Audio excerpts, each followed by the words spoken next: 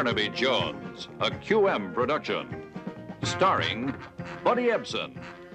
Also starring Lee Merriweather, Mark Shera, with guest stars Dabney Coleman, Marshall Colt, Debbie Richter, David Darlow, Roberta Layton. Tonight's episode, Indoctrination in Evil.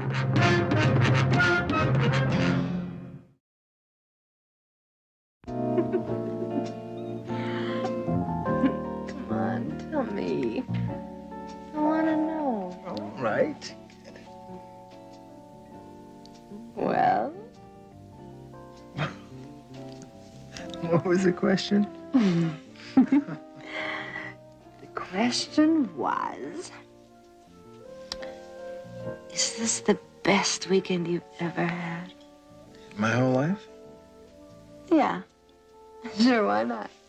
I guess so. Except for one thing. What's that? A guilty conscience. Guilty conscience. Hey, I'm young, but I'm not that young. Not about you or about Al. I mean, well, we've been having all this fun. He's just been sitting in there watching television. Poor Al. I guess he'll just have to find a girl to keep him company. Well, yeah, that's what I keep telling him.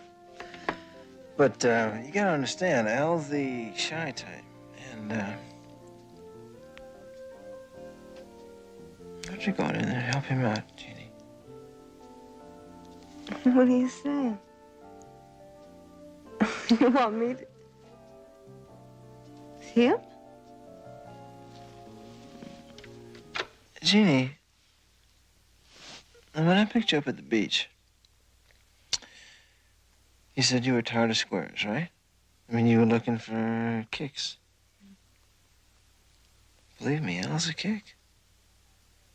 Now I know you're putting me on. Hey. You said you loved me, huh? Huh? Do anything for me? Anything, honey? But that doesn't mean anything. Does it, Bear? Huh? It doesn't mean anything, does it? Oh, that doesn't mean anything. Tell Madam Kelly it's gonna take a little longer than I thought it would. Les, we've got a delivery date tomorrow morning. I mean, Kelly's already got a down payment on this flake from a buyer from Amsterdam. Hey! Who's he calling a flake? Me? You guys sound like I'm some kind of dingling. You can just do whatever you want with it. Look, I'm not. Jeannie! I'm not. You're as pretty as they come. And you know how much I dig you, right? But we're a little short on bread, baby. You know what I mean? We all gotta earn our keep. Hey, look, I've been away from home a long time now. Yeah, my dad's probably worried sick about me. Les, she's coming way down. Hey, baby. This choo-choo train's a little slow, you know? I mean, come on, try it. Come on. No, I don't want it. Come on. I want to go home. I want to go home. Stop it. Crazy. Stop. You're only making it harder on yourself. No, I want to go home. Stop it. Act like nothing's the matter, Jeannie. Otherwise, Al's gonna really hurt you.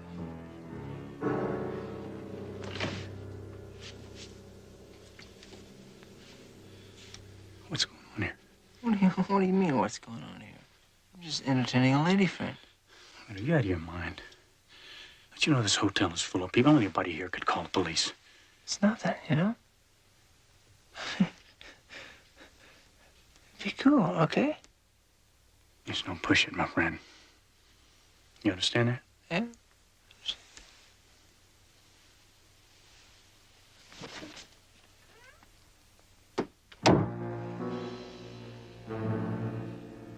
you see what you did? You got the owner of this hotel all upset over nothing. Look, I didn't say anything to him. And I won't. I won't say anything to anyone ever.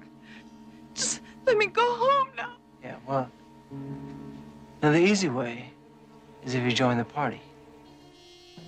The hard way is if you make Al have to hold you down for me to shove him down your throat. No! Ah!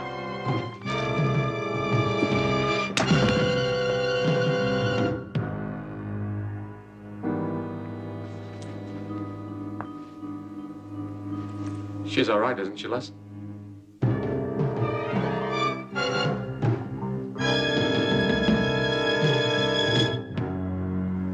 She's dead.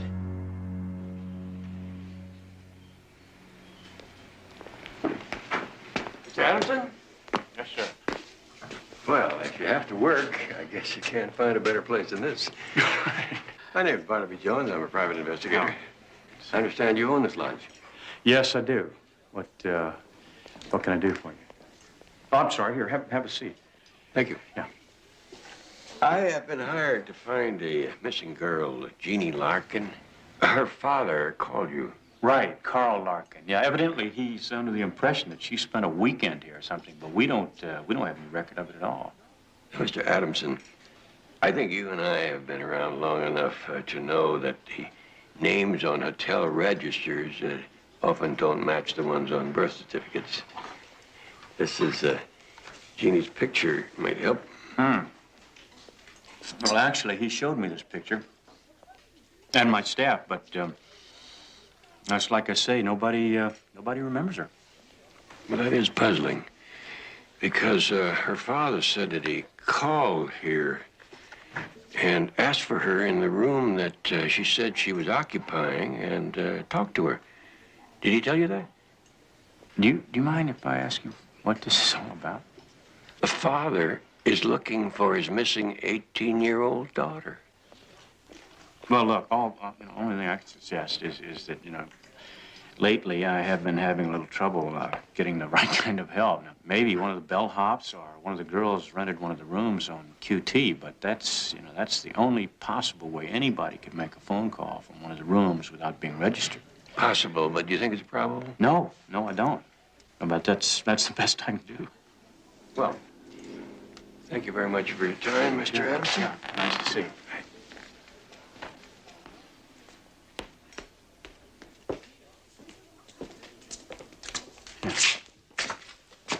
Who was that? Who was that, right?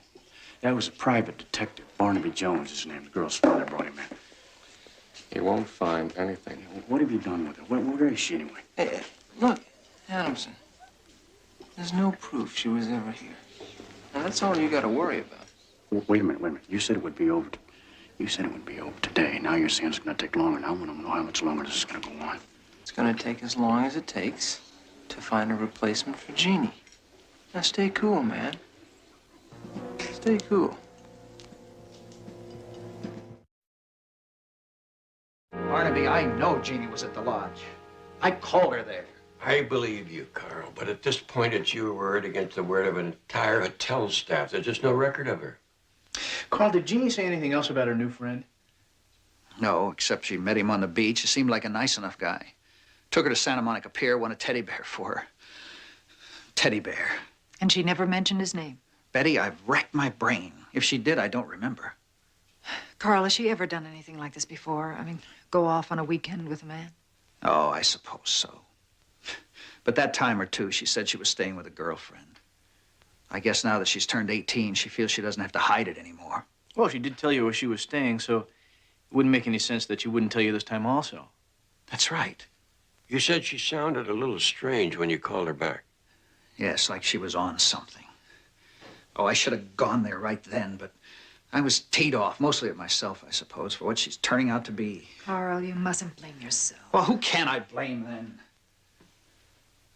Oh, Barnaby, I'm sorry. I'm just wasting your time. You're not wasting my time at all. Adamson knows something about your daughter. I'm almost positive. The question is, how do we get him to open up? Canyon Room. Mr. Roberts? No, I'm sorry. I haven't seen him today. Uh-huh. Yeah, you're welcome. someone else looking for someone else that's not here. Must be contagious. Here you go, Harold. Hey, thanks for having me. Yeah, that's great. Hello, I ought fellas. to do it a little slow tonight. Oh, boy, is it. How are you? Fine.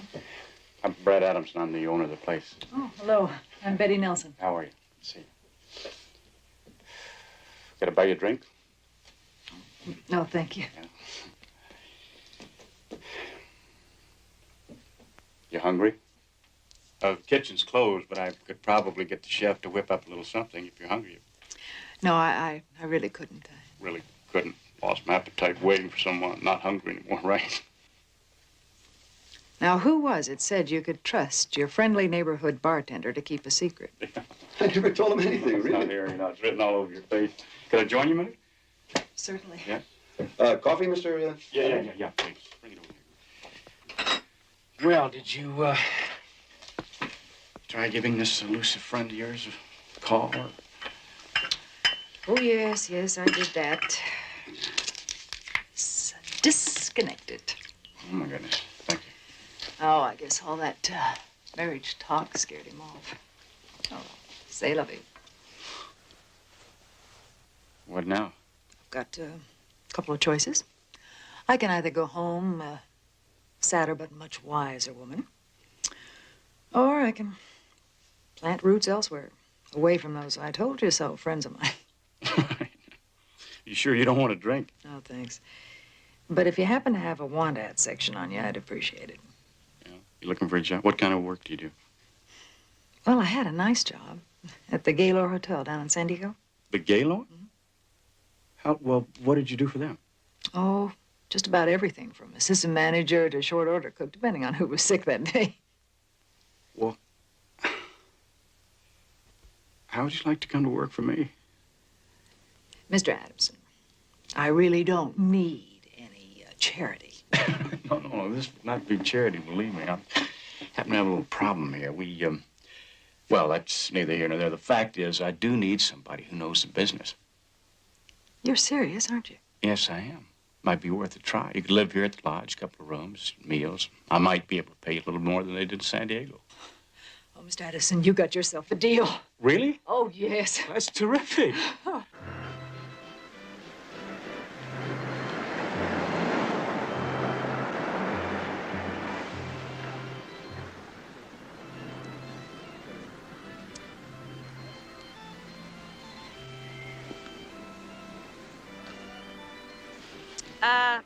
Did you lose something?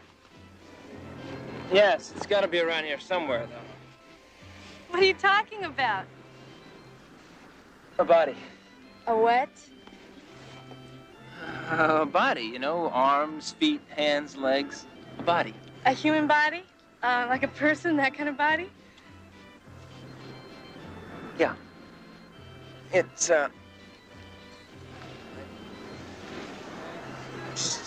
it was here a minute ago. I don't know where the... Ah.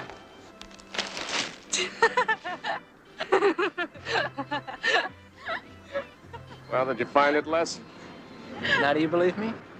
You guys. Les, I think she's laughing at me.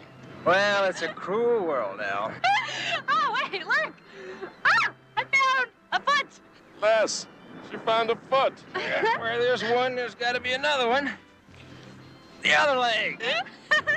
Oh, wait! Look! Over here is an arm! Oh, Les, it's all here. It's a miracle. You guys are really crazy, you know that? Humpty Dumpty here, his name is Al de Paris. I'm Les Harlan. Do you always go through this kind of routine to meet a girl? Does that mean you won't let us buy you a hot dog, Miss, Sally Marshall. And I suppose that anybody that took advantage of me the way you two did should be made to pay for it. So, it's gonna cost you 2 hot dogs. I think we got ourselves a winner.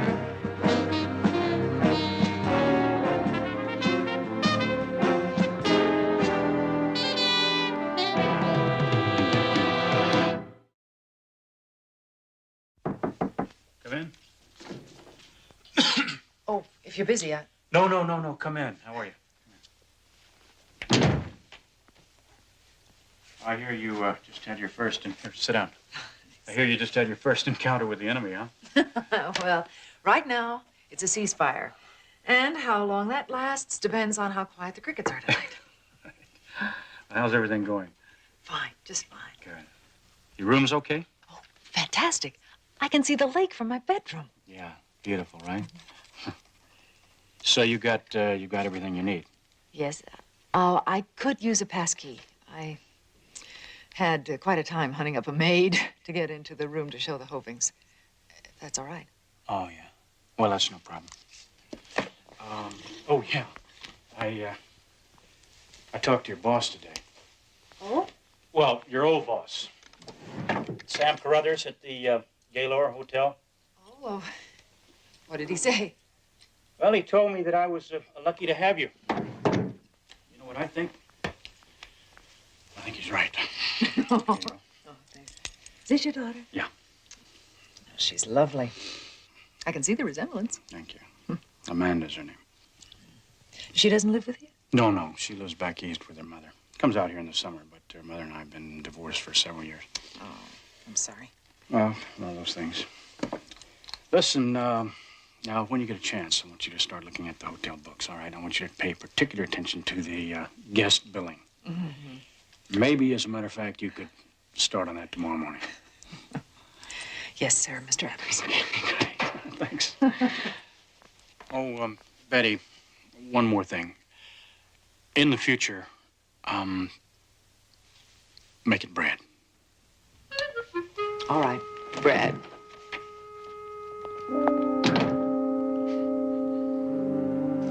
So, you're from Des Moines, Iowa.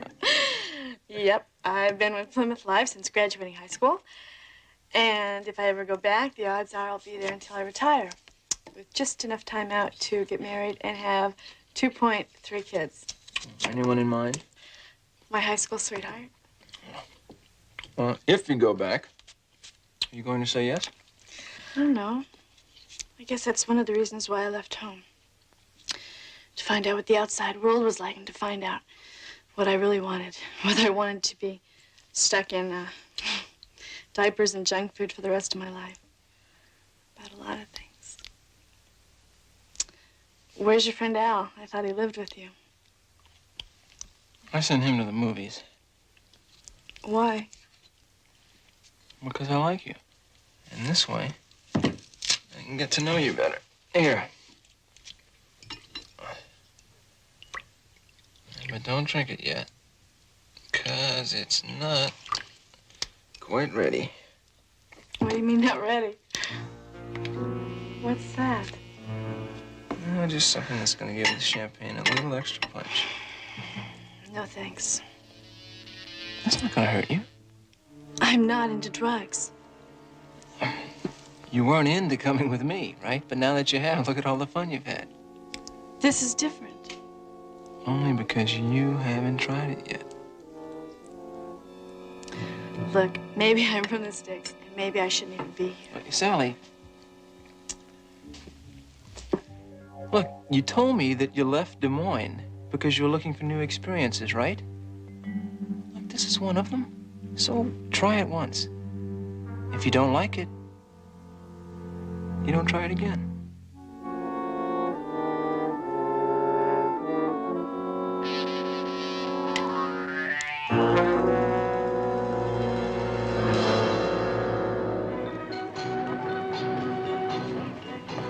Kelly, I know you're disappointed.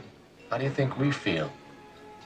How you feel, Al, doesn't mean that much to me. It's how my client feels it's important.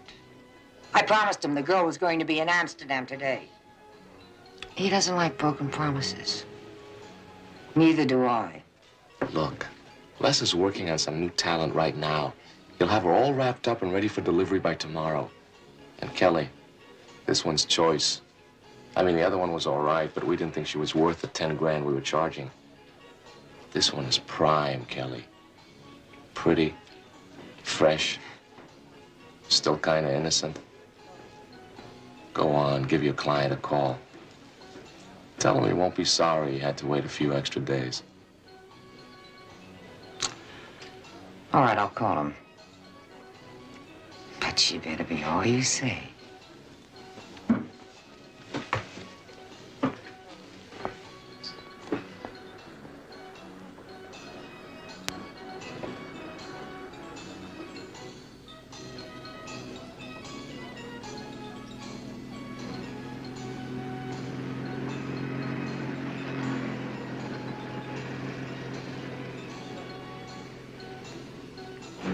Barnaby, Freddie here remembers seeing Jenny on the pier with two guys the other day.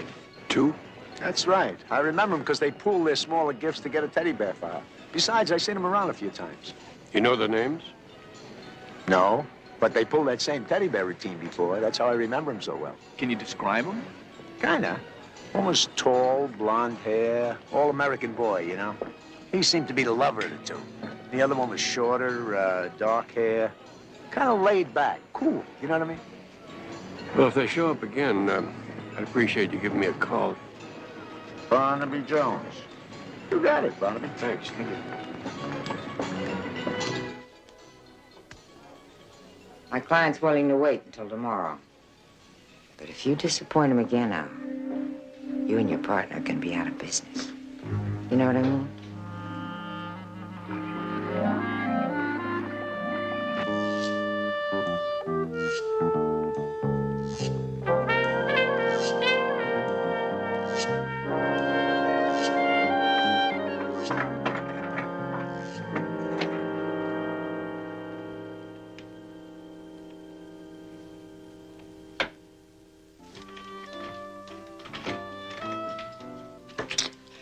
Oh, hi. How was the movie?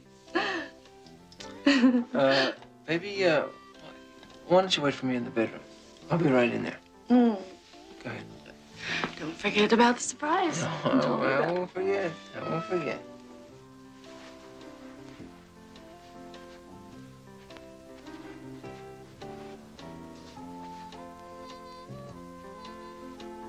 I didn't go with Kelly.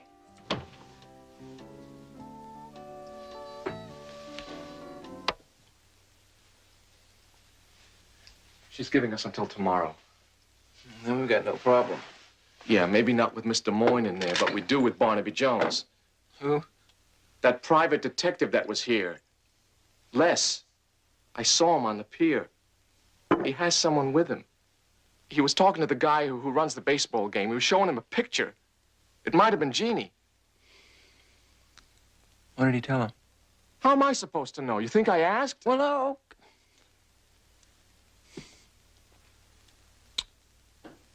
What could he tell him? I mean, he doesn't know who we are, right? So we just don't go back there again. Yeah. Yeah, I guess you're right. Yeah, it's as simple as that. Now, there's a pretty little girl in the other room there, just waiting for that big surprise I promised her. Oh, yeah? Oh, yeah? Oh, who's our new neighbor? What new neighbor? Lady in 203, I just saw her go in. 203's being redecorated. Adamson wanted to get rid of any trace of the girl. I don't like this.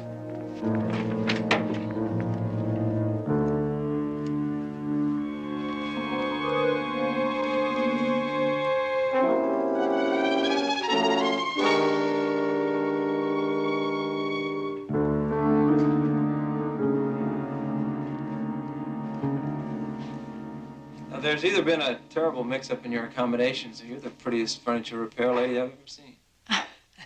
Well, I'm Betty Nelson, the new assistant manager. And you're, Les Harmon, and this is my friend Alda Paris. Oh, yes, you have the suite next door. Right.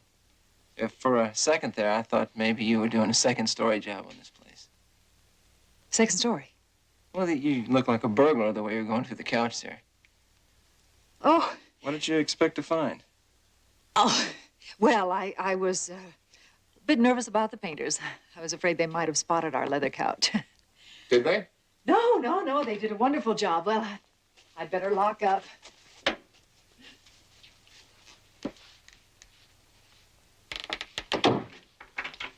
Now that we've met, Miss Nelson, maybe you and I can have a drink sometime. Well, I'm afraid that's against hotel policy. Oh, well, maybe I can have hotel policy changed.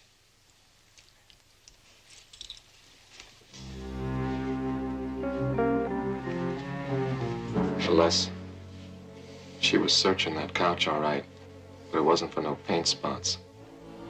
No, I think we better keep an eye on her.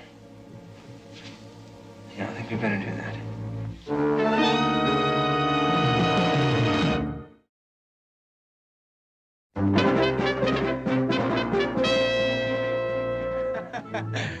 Not bad. What time is a fox hunt? Right after the towel and ashtray inventory and the adjustment of 27 guests' bills. Oh. Everything's going okay, huh? Well, I hope so. Although Adamson did check out my references. I know it. Sam Carruthers called from the Gaylord. Did he? Yeah, he said that Barnaby owes him a dinner for that one. Did you get into Jeannie's room to check it out? Yes, I did, but the painters beat me to it. They're completely redecorating it.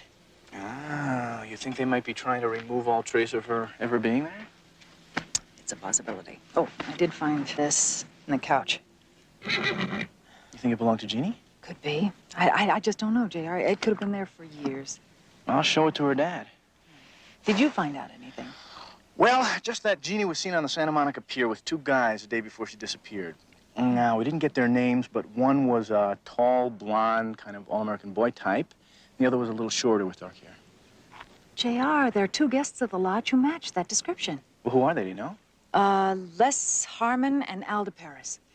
I don't know. There's been something strange about them. They came in while I was checking out room 203, and they just seemed a little too curious about what I was doing there. All right, I'll check them out. Guess that's enough rest and recreation for me this morning. Got to get back and help the boss with the books. Let me help you up. There you go. Okay. Oh. But how do you think Adamson fits into all this?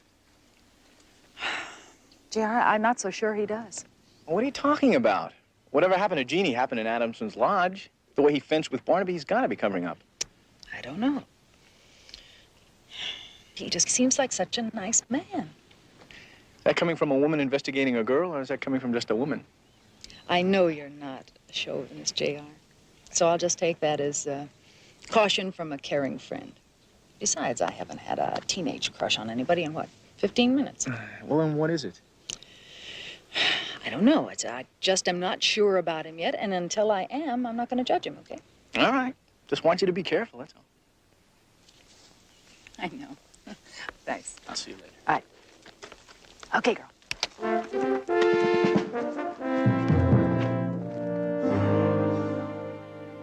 It's Jeannie's all right. You sure? Unless there was another girl in the room with a boyfriend who knew she liked turtles. Had it made especially for her. Carl, did Jeannie ever mention anyone named Les Harmon or Al de Paris? No, why? Because there's a good chance that they were with her the day before she disappeared. You know, I ought to call Lieutenant Biddle, see if he has anything on them.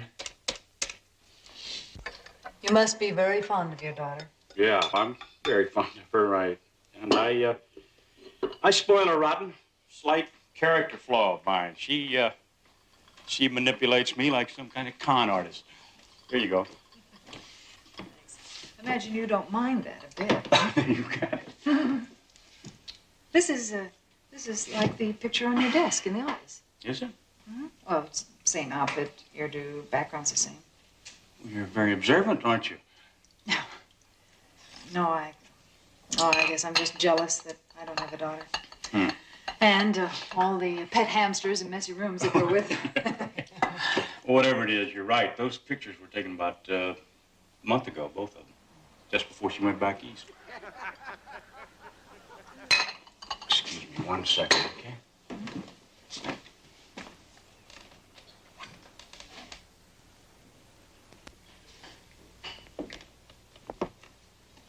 Something interesting out here?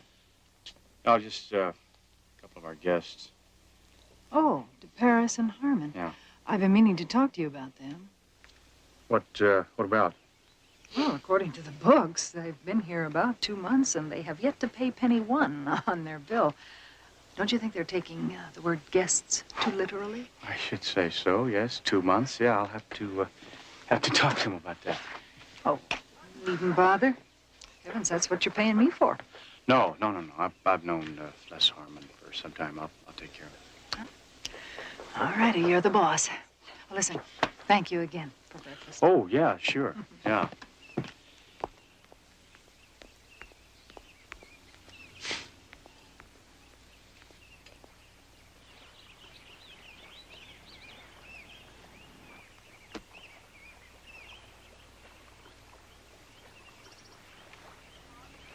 Hey, I'm over here.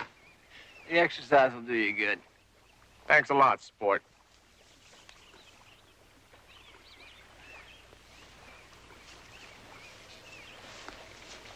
Well, you're a barrel of fun today. Well, I feel kind of strange. Why, because of last night? Baby, you were beautiful. Never done anything like that before. Well, that's what enjoying life's all about, remember? New experiences. Well, that was a new one, all right. It's like taking a roller coaster ride. Heaven. Well, you just keep listening to your main man, honey, and that's the way things are gonna be from now on. Only I'm feeling a little depressed. Maybe I'd feel a lot better if I could have another one of those, what did you call them, magic pills? All you want. I'll send Al for some. And later, if you're a really nice girl, I'll take you to meet a friend of mine. What friend? Oh, a really far-out lady by the name of Kelly. Now, there's somebody who will turn you on to experiences you've never even dreamed about.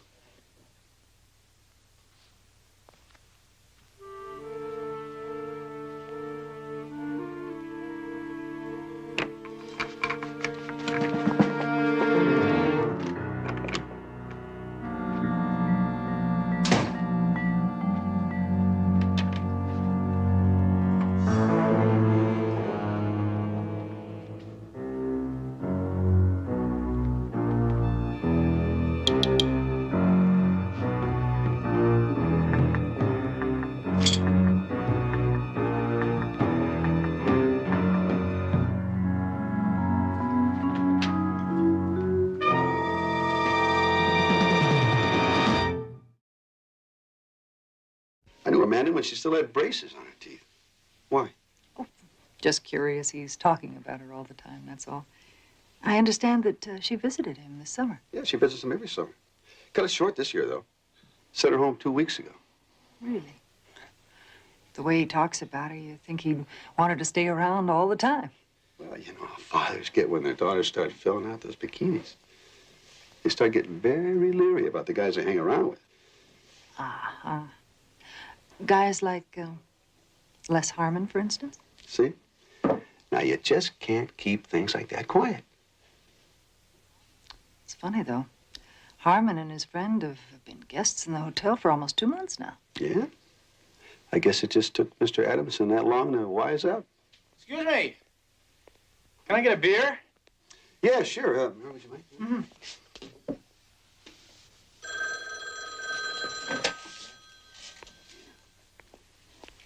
There you are, sir. Thank you very much. I understand the bass have really begun to bite down at the lake. Mm-hmm, that they are. JR, did you find out anything about Harmon and DeParis? Uh-huh. All bad. Lieutenant Biddle tells me they both served time for running a prostitution ring. A ring? You mean like white slavery? Mm-hmm. Real nice guys. According to their M.O., they would very selectively pick up an innocent girl and then drug her. And by the time they were through degrading her, she'd be so confused she'd do anything. Lord. Biddle is also investigating a lady named Kelly Reagan. She's suspected of running that kind of an operation, sending these girls to rich buyers all over the world. DeParis and Harmon used to be two of her suppliers. Maybe they still are. And it begins to make sense. Yeah, so this Brad Adamson is probably a new partner, otherwise he wouldn't be covering up for them. Oh, no, JR, no. I think Brad is a victim. Oh, come on, Betty. Found that in Harmon's room. That's Brad's daughter. So who is this Kelly that you were telling me about? Someone that's gonna take good care of you and introduce you to some nice people and see that you've got everything that you want. She sounds like a fairy godmother. Hey, Les. What? That guy talking to the new broad, he's the one I saw with Jones at the pier.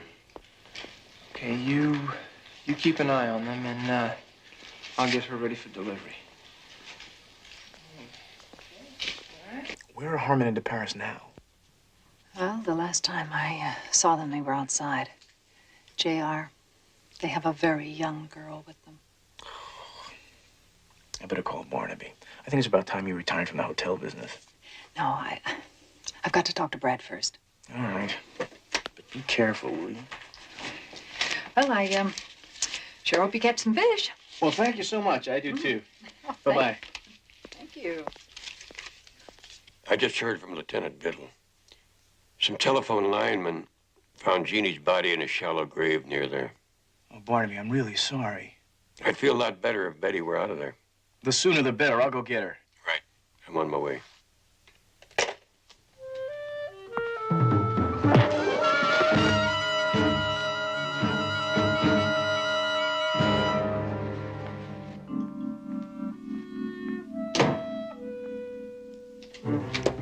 Brad, Hi, Betty. I heard you looking for me. What's up? I want you to tell me the truth about your daughter. What?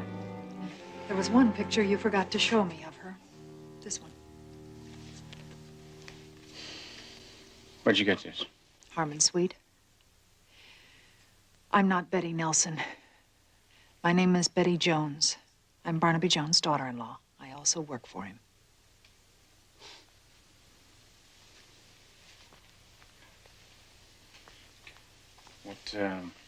What did you do? Send you over here to spy on me, or what? Oh, if you want to put it that way. To find out what happened to Jeannie Larkin. Well, then I'll tell you what I told him. She was never here. And I suppose you're going to tell me that that is not a photograph of your daughter, Amanda. No, this is Amanda, all right. This picture was taken at a costume party we gave for her a few weeks ago. Brad, that photograph was taken a week ago, according to the date on the newspaper, and yet I was told that your daughter was sent home to her mother 2 weeks ago. Betty, look. You know what I think? I think Harmon and DeParis are holding your daughter somewhere, and that picture was taken to prove that she's still alive. Come on, let's go. Let's hurry. You want to meet your fairy godmother, don't you? Hey, Les, what about him, the guy in 203? Forget him. He'll keep. Well, I'm not going to leave here until we get to the bottom of this. Now, tell me what happened. Maybe I can help you. Come on, Brad. When did it start? This summer. About a week after Amanda got here. She went down to the beach where she met this guy, Harmon, and he must have made a play for her, and she fell for it. Next thing I know, he moved into the lodge with his buddy. It was so obvious. I could see what the guy was right from the start. I even tried to tell her about him. But she wouldn't listen. She wouldn't listen. As it got more serious, I told him to stop seeing her, and he refused. I just threw him off the grounds bodily. That was a big mistake. Next day, she was gone. And came to me with a deal. What was that? Oh, he said he wanted to use the lodge as a headquarters to train his girls. You mean to get them ready to be sold into prostitution? That's right. Said if I cooperated that, I would see Amanda in a month or two or whenever he decided to move on. And if you didn't? And if I didn't, he would turn her on to drugs. Put her on the street. Then it wouldn't make any difference if I never saw her again. Do you think that's what happened to Jeannie Larkin? I think worse. Worse? I think they killed her. You mean murder? When Larkin came here looking for her, I think they killed her. At least that's what I've been living with. See, you gotta understand that, Betty. I didn't know what to do. What good does it do Larkin if they kill Amanda, too? That's a good question, Adamson. You just keep thinking about that and everything's gonna be all right. Lady, come on. You're coming with me. Just in case any of your friends get any ideas about calling the law. Come on!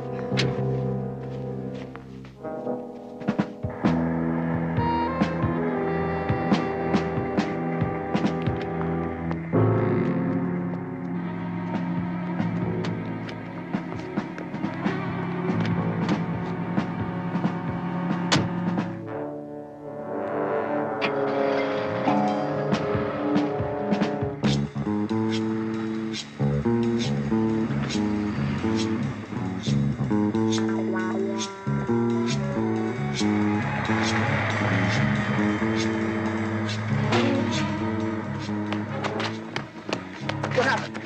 They took Betty with them. Is there any way to cut them off before they get to the main road? Yeah, the bridle path.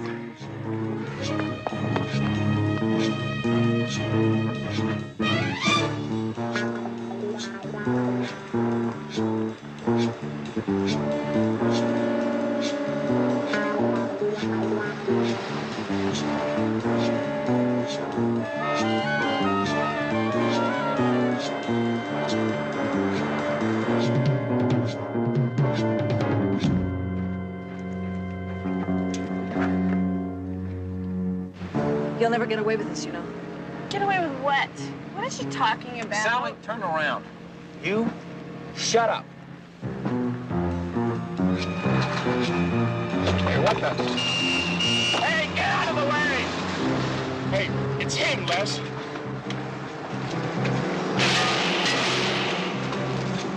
Turn around!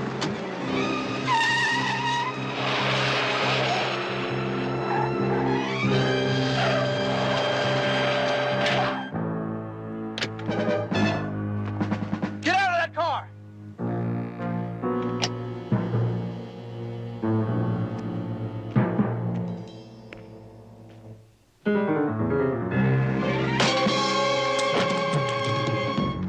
Get up. Hold it right there, my friend. Right where you are.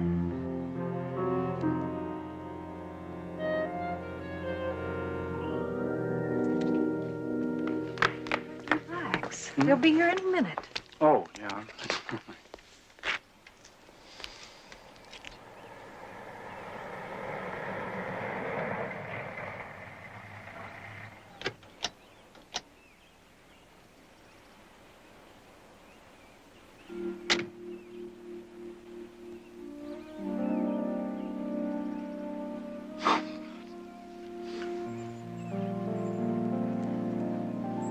Dad.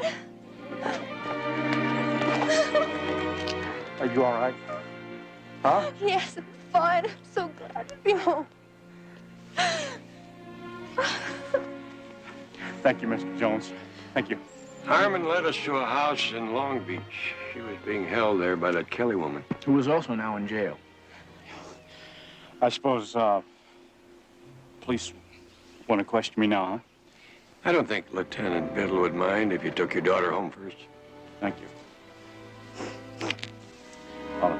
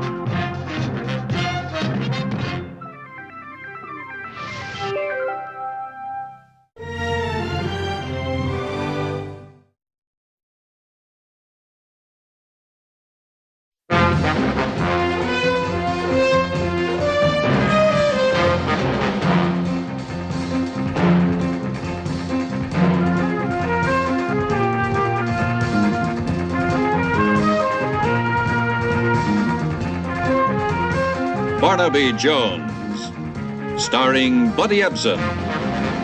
Also starring Lee Merriweather, with guest stars Janice Rule, Darlene Carr, Victoria Shaw, special guest star William Shatner. Tonight's episode, To Catch a Dead Man.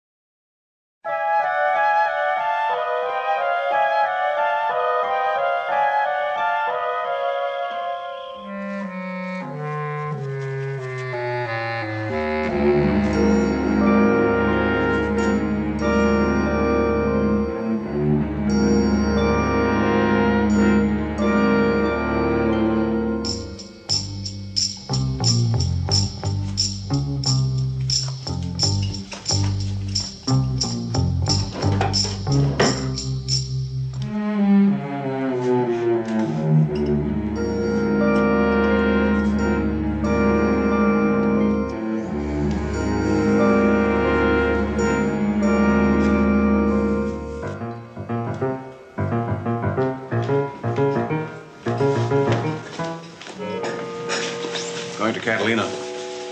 Now? Tonight? I told you yesterday that it was. I didn't know that you meant definitely. I thought of maybe having dinner at the club on Saturday. I'll be back Monday. I'll call you ship to shore. All right. Bye, darling. Have fun.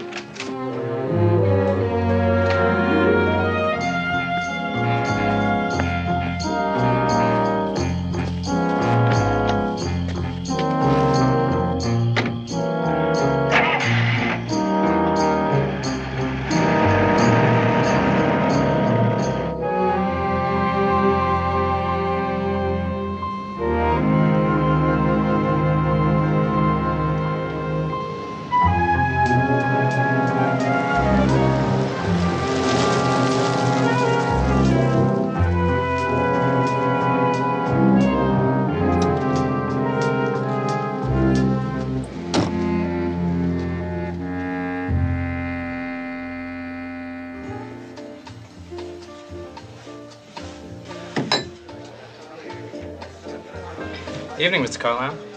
Scotch? Going out tonight? Uh-huh. Catalina. Oh, funny. I never been to Catalina. I mean, there it is, just 34 miles away, but I never been there. Been to Hong Kong on a package tour once, but I never been to Catalina. Is there a Mr. Carlisle here? Yes, that's me. Telephone. Thank you.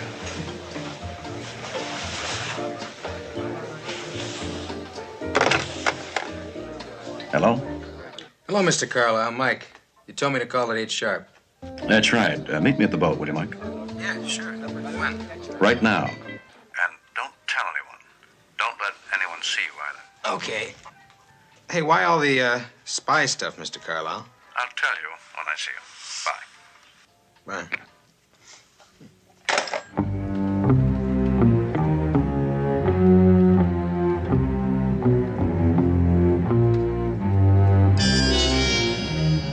Hi, Mr. Carlisle. Oh, hello, George. Working late? Always. A sailor's a beast of burden. A regular jackass. Except when he's sailing.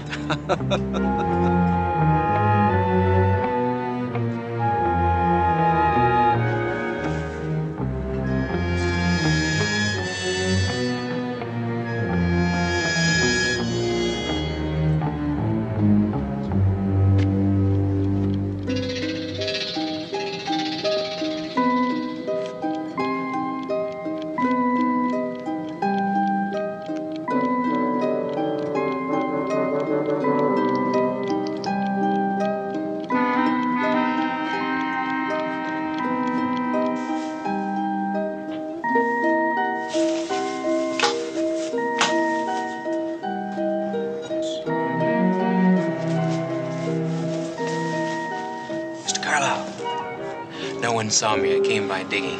What's the deal? Deal is you take the boat to Catalina. I'll fly over tomorrow and meet you. I get it. Your wife still thinks Yes, you that. get it. That's right. Got people on my tail. We'll come back together on the boat Monday. Have fun. You too.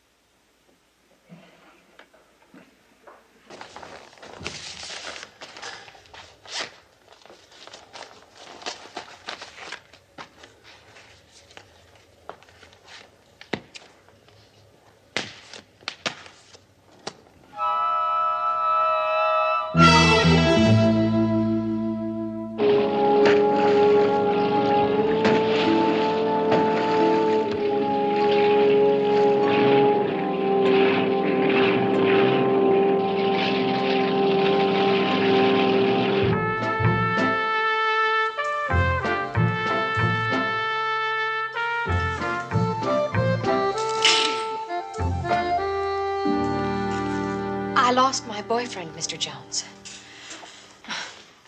It sounds silly like that, doesn't it? Lost my boyfriend. I sound like some hysterical high school girl. No, not at all. A human being is a very important thing to lose. Did you go to the police? Well, no. I've debated all week what to do. Here's your milk, Barnaby. That was 1 sugar and a little cream, Miss Barton. Thank you. Please call me Julie. Julie? Oh, and you forgot this on my desk. Oh, yes. This has been kind of upsetting. Mrs. Jones. Oh, that's my daughter-in-law. Dash secretary. It's Betty. He's certainly very attractive. Yes. And if he only had a little more sense. I mean, was more practical.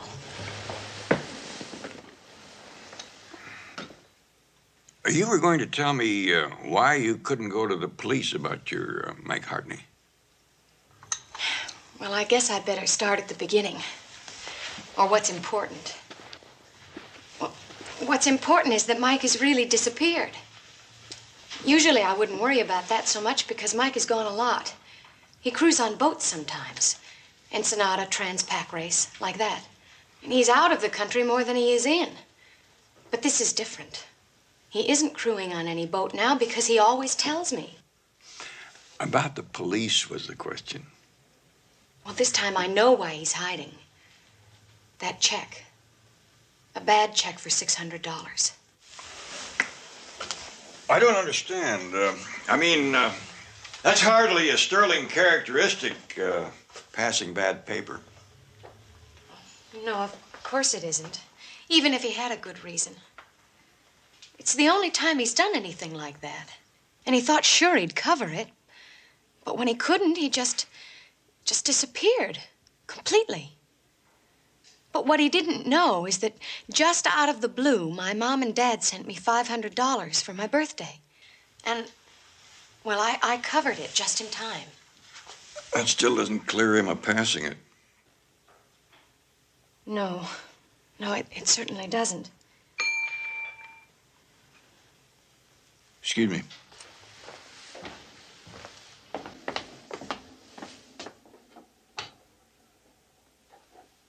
Most detectives send their lab work out, I guess. Sorry about the interruption. You were saying? I'm botching this all up. I'm making Mike sound so terrible. You must think... Well, he's not that way at all. You really care about this, Mike? That's pretty obvious, isn't it? And you think maybe he's gone for good this time? Well, if somebody doesn't find him, to tell him I covered the check, I do. What's his address? Is this it? You will help, then? I'll look into it for you. Oh, thank you. Now, I guess I better get started. That is, if you're finished with your coffee. Oh, yes, I have. Well, thanks for everything. I feel so much better now. I just know you'll find Mike. Well, let's hope so. Bye, Julie. We'll be in touch.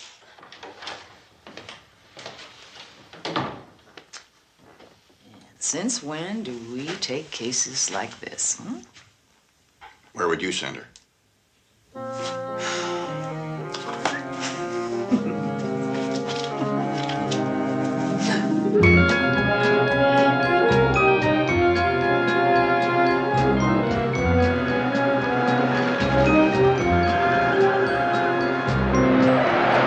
On the Carlisle death, the Coast Guard has called off its search for millionaire sportsman Philip Carlisle. The body, they say, will probably never be found due to strong currents and evidence of blue shark in the area. And now back to Rock Time.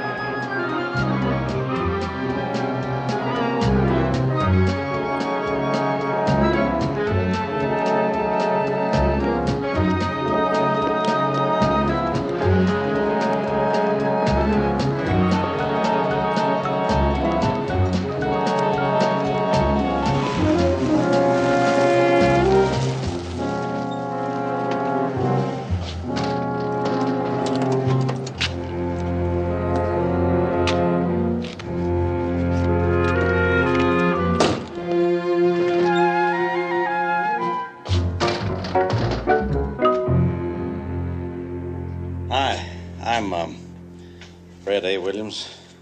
I think my checks might be ready. Oh, yes, Mr. Williams. Happy to meet you, sir. One moment, please. Mr. Williams, I'm Eugene Adams, manager of the bank. Oh, how do you do? It's always a pleasure to meet one of our friends who banks by mail. Arizona, isn't it? Yuma.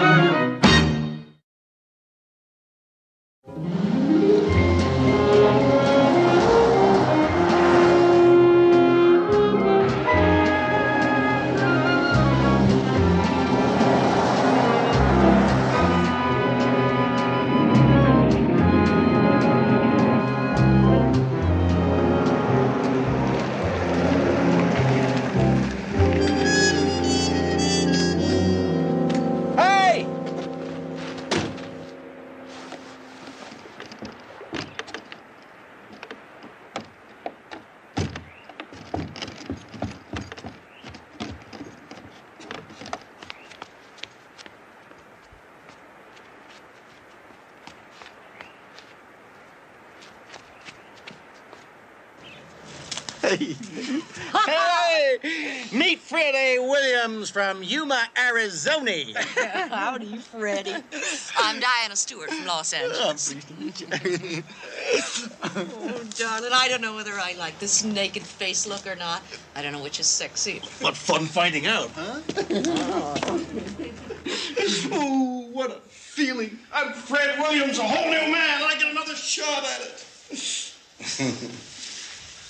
Hey, little doggy, why aren't we drinking? Huh? I don't know. Oh, honey, just a second. Look what I got for you.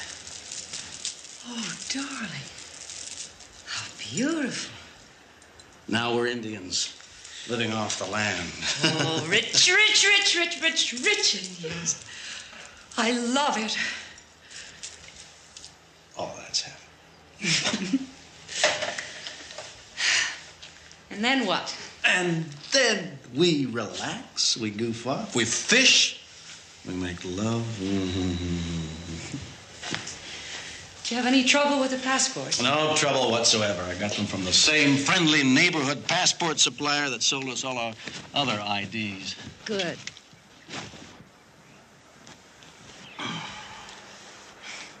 How's old Dorsey? Oh, my darling, my wife of 20 years has done nothing in the past 10 except grow older and colder, which is why we're here, right? You know, the one thing I wish I'd be around to see is the look on her father's face next month when he tries to figure out what happened to the trustee account I handled for him. And on Dorsey's, when she realizes how I milked all our assets. Oh, the passports. Passports. When do we get to use them? That's what I want to find out. That's when. When everything dies down, we'll snuggle in here for 3 or 4 months, out of sight. We'll get used to being Mr. and Mrs. Fred A. Williams. That's our breath. Man, I feel 10 years younger already. Hey! Hey! I get another shot at it!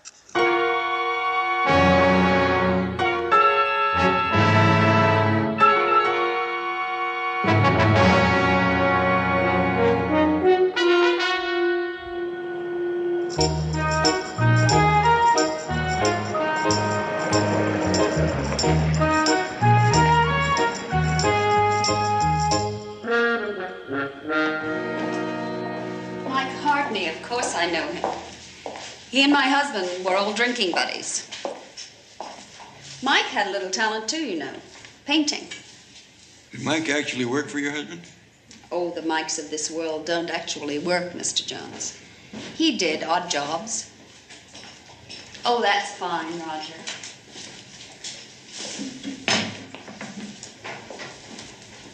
Phil always loved wine, fruit, cheese.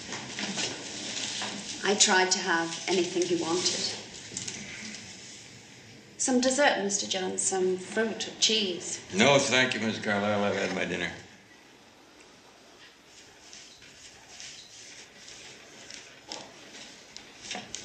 That's a tricky little gadget, isn't it? Oh, Phil loved gadgets. Expensive gadgets, expensive cars, expensive boats. Look what it got him. Oh, I beg your pardon, Mr. Jones. You came about Mike Hartney. I'm sorry I couldn't see you earlier today. Oh, that's all right, Miss Carlyle. Seems that Mike's been missing for the last 9 days. Oh, he's always disappearing. On those sailing races, you mean? Yes, Acapulco, Mazatlan, the islands. And if he isn't doing that, then he's up on Cloud 9, wherever that is, with that sexy girlfriend of his. Miss Barton? No, he's not with Miss Barton. And he's not on any sailing race either, I checked. Who is Miss Barton? Julie Barton. I don't know any Julie. No, I was speaking of Diane. Diane Stewart is the love of Mike's life. Oh. Well, that's not exactly the way I understood it. Diane Stewart, you say, is that with an E-W or a U-A? Or would you know? E-W. Frankly, she's a knockout. I can understand how Mike feels. Do you happen to know where Miss Stewart lives? Chatham Apartments. I don't know if she's still there. I seem to remember something about a modeling assignment. The Bahamas or the West Indies. Oh, I don't know, Mr. Jones. Chatham apartment. Yes, below the strip on Doheny. We dropped her off there a couple of times when the four of us were out together. We were quite a foursome once. Phil and me and Mike and Diane.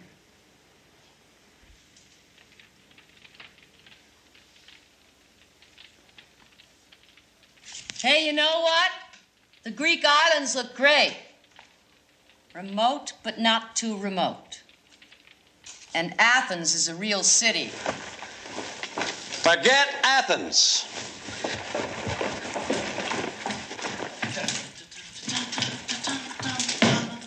Mr. Abercrombie, we were just expecting Mr. Fitch. Look, I've always wanted a trout fish, especially with flies. I know who sold you that idea. It was my... Go on, say it. Say it. Will you, Diane, will you say it? Say Mike sold you on trout fishing. Look, we've got nothing to be afraid of. We're brand new. We're Mr. and Mrs. Fred Williams, and nobody knows any different. More like Mr. and Mrs. Fred Hermit, if you ask me. You don't get caught doing nothing. You get caught doing something. That's why we're going to do nothing. And I, for one, intend to make the best of it.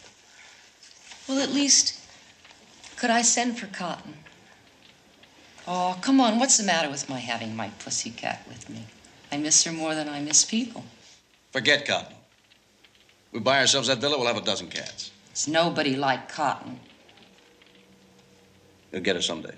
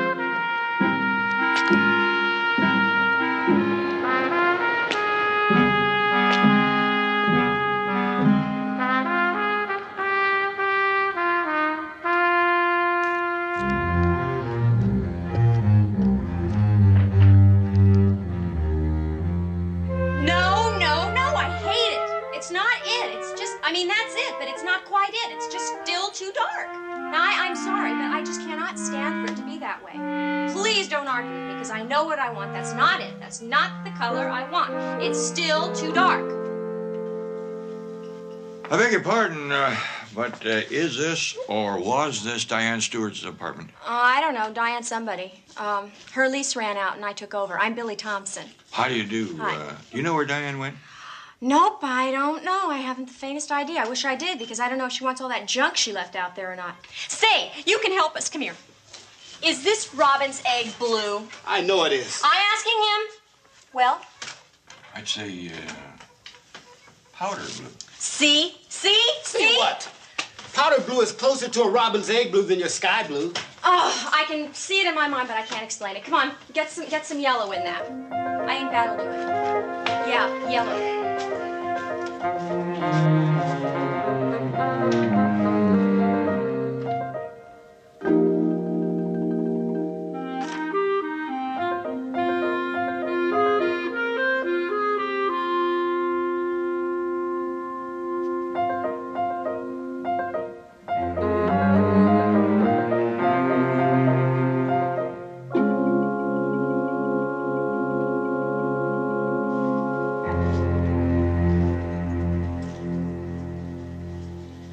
Oh, Miss Stewart, yes. She's been bringing her pets here for years. She recommends us very highly.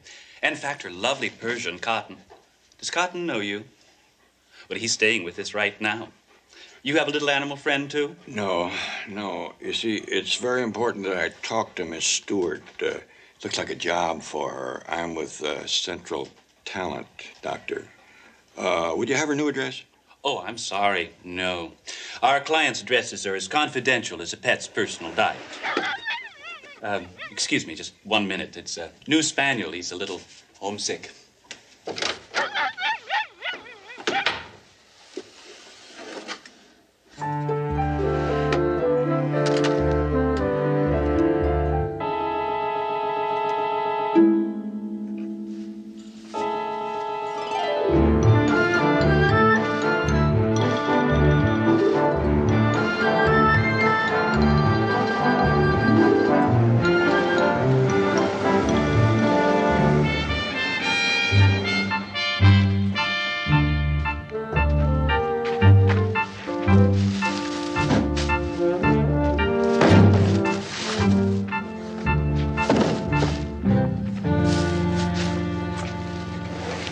Afternoon.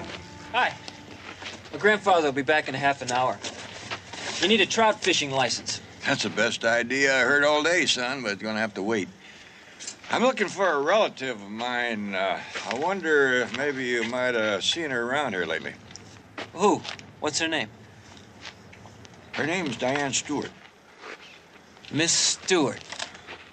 That name doesn't ring any bells. But I sure know her. That's who I'm looking for. That's Mrs. Williams. Mrs. Fred A. Williams. They took the Bentley house up by the lake. Mrs. Fred A. Williams. I could retire if I could just get Mrs. Williams' makeup concession. Her name is Mrs. Williams. Yeah. She buys it all. Shampoo, powder. Bought every jar of Nocturnal Miracle Massage. The last tube of Angel Drops. She asks us for stuff I don't even know what it's for. You know where Mrs. Williams lives? Sure.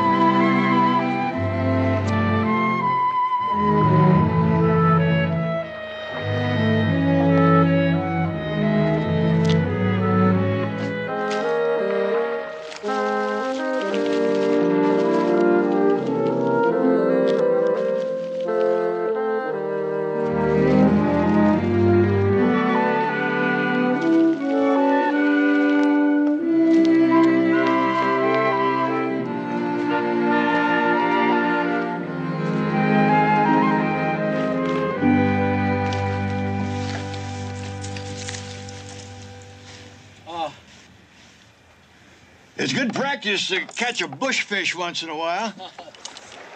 Any luck? No, not yet. Well, you know, I think that you are clutching the rod too tight. Huh? You gotta keep your wrist loose, relax, you know, take it easy. Your thumb should go right in line with the rod here. Mm-hmm. Then center it on a target. Try it again. Hey, that's pretty You see? good, yeah.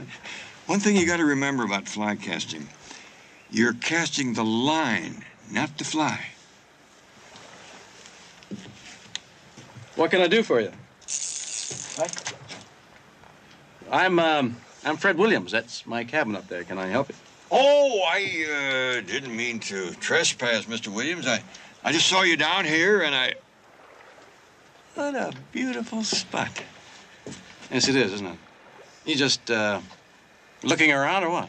Oh, I'm Barnaby Jones. I'm looking for a man named Hartney. Michael Hartney. Michael Hartney. Oh, no. Well, actually, I think maybe your wife may have heard of him. Do you suppose I could talk to her for a moment? Sure, she's up there somewhere. Dan, you ask her anything you want. Yes, darling? This is Barnaby Jones. He's looking for a friend of yours, Mr. Mike's something. Mike Hartney. How do you do, Mrs. Williams? Mike? Yeah, it's from Los Angeles. He is a friend of yours, isn't he? Yeah, sort of. Why? What do you want him for? Well, he thinks that he's in a real bad bind about a check, but actually he isn't. When's the last time you saw him, Miss Williams? Gee, I don't know. A long time ago. A couple months.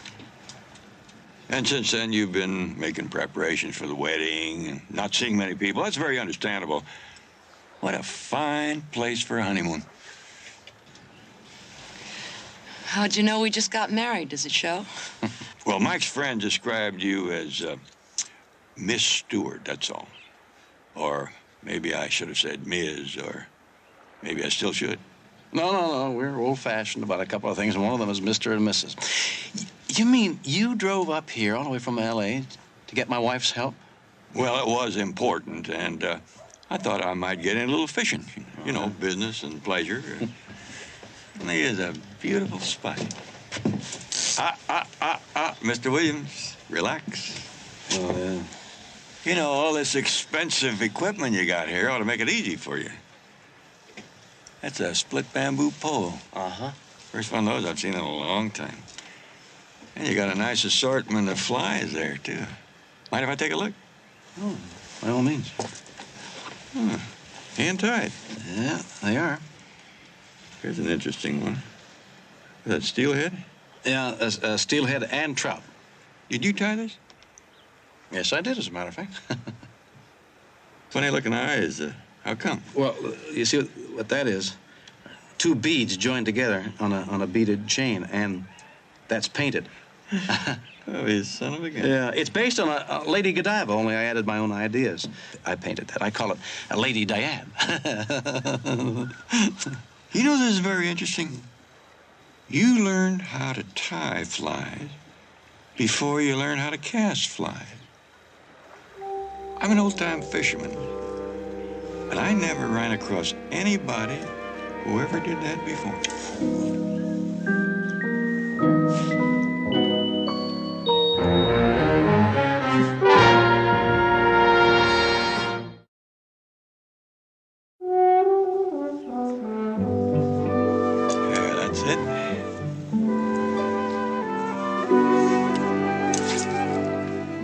You're getting it? Right. Well, I guess I've done all I can about Mike up here. Sure do hate to waste this fresh air and unpolluted lake. Say, you wouldn't happen to have some extra tackle I could borrow, would you? I forgot mine. Yeah, up on the back porch. Thanks.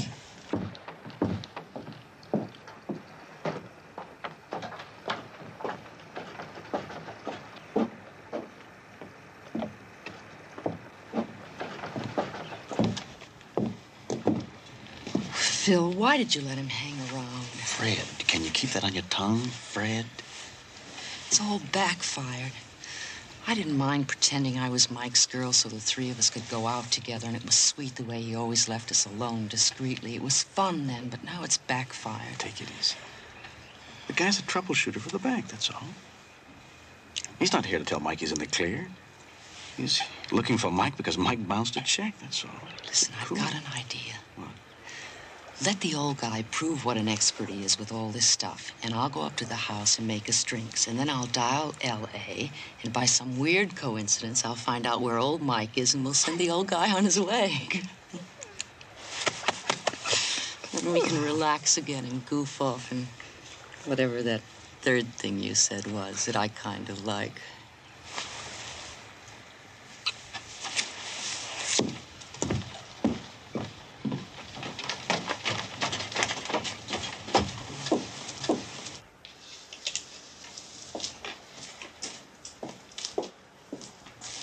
Would you like something cool to drink? Yes, thank you. Some milk. To each his own.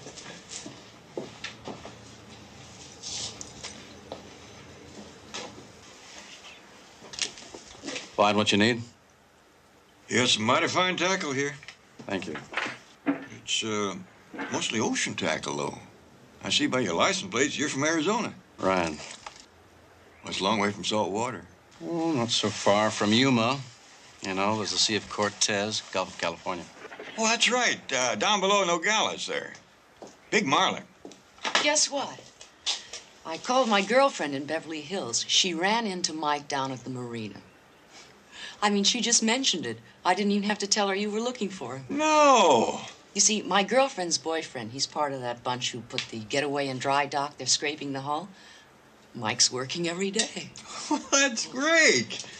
I hoped I'd get lucky up here, but I never figured I'd get this lucky. The getaway, you see. Yeah. Well, Mr. Williams, I guess I'll have to take a rain check on your tackle there. Sure hate to leave this place.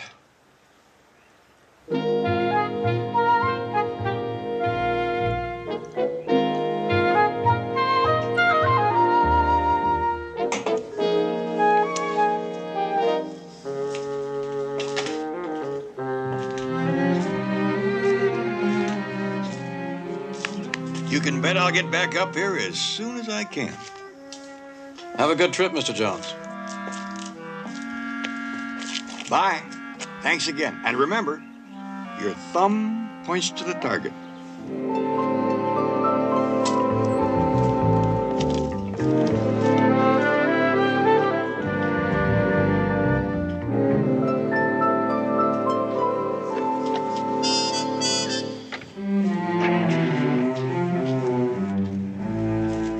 Like the vibes I'm getting from that guy, Phil. I don't care what you're getting. Don't call me Phil again, do you understand? You got rid of him? Relax. Yeah, what was that crack he made about taking a rain check on the tackle? He'll be back. Stop being paranoid. Relax. He was just being folksy. I never did like just plain folk.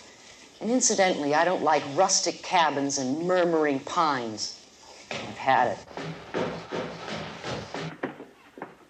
What do you think you're doing? I'm packing. I'm all for using those passports right now. Phil, you're hurting me. Stop it.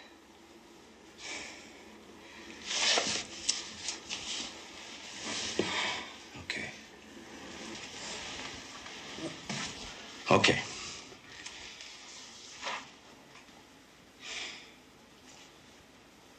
We can check on him. You call the Bel Air house. The late Phil Carlisle's house. What are you talking about? And you use a southern accent or whatever. And you tell him that you're Mrs. Barnaby Jones and your husband gave you this number to reach him. And that way we can find out if he's been there. Sure. Area code 213-459-1082. I remember the number I was never allowed to use.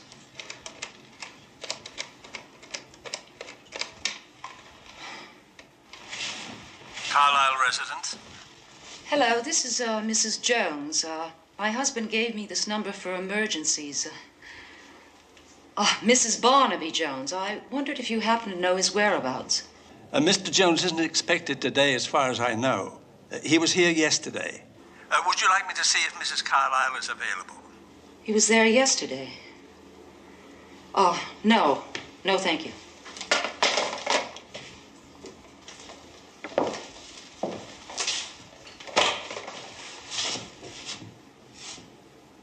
How did Jones know you were here?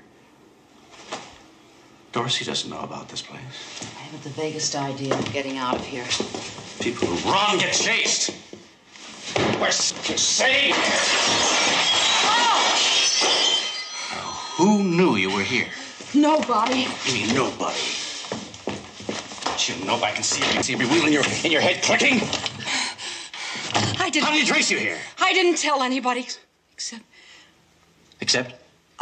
just in case of emergency, if Cotton got sick, the vet, but just the mailing address. The cat. How can you be so damn stupid? I'm not so stupid as to stay here, and you're not going to stop me. Fred! Diane, honey, just a minute, please, don't. I'm sorry. I know.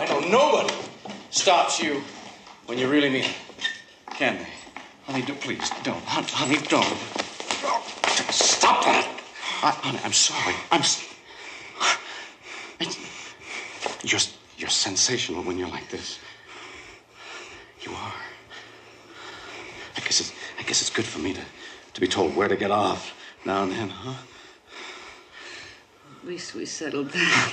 Thank you. Come on.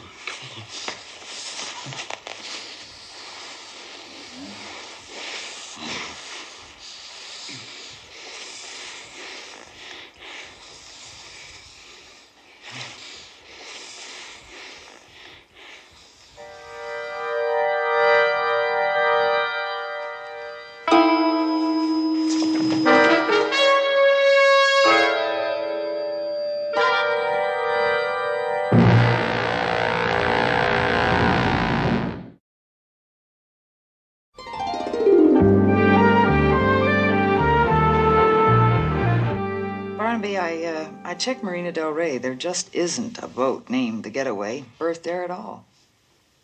What next? Well, I thought I was going to be on my way back home, but now I think I'll hang around up here a little longer, ask a few more questions. Maybe she didn't get the name of the boat straight. Everything else under control? No problems. Hey, keep me posted, huh? Bye, honey.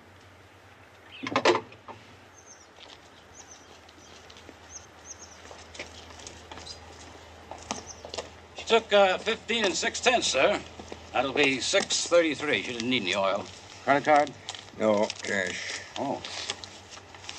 Say, my grandson, Ray, some of that relative of yours, Mrs. Williams, is a actress. Has she ever done anything on the TV? Just commercials. She's a model. Oh. How much for that? $6.33. Pretty enough to be one, that's for sure. Most pretty ones like her don't pay so much attention to homemaking, but she sure does. How do you mean? Well, the particular way she wants her steaks cut, just so, and extra fancy fruit. She's a goer for that husband of hers, she sure is. Say, what about him anyway? Sticks to himself, don't he? Does he? Well, it's been, honeymoon's been 2 weeks or so. He ain't been down here, not even once. Not one soul has laid eyes on him. I'm kind of insulted. Most folks from L.A. or San Francisco think us Tomac natives are real quaint.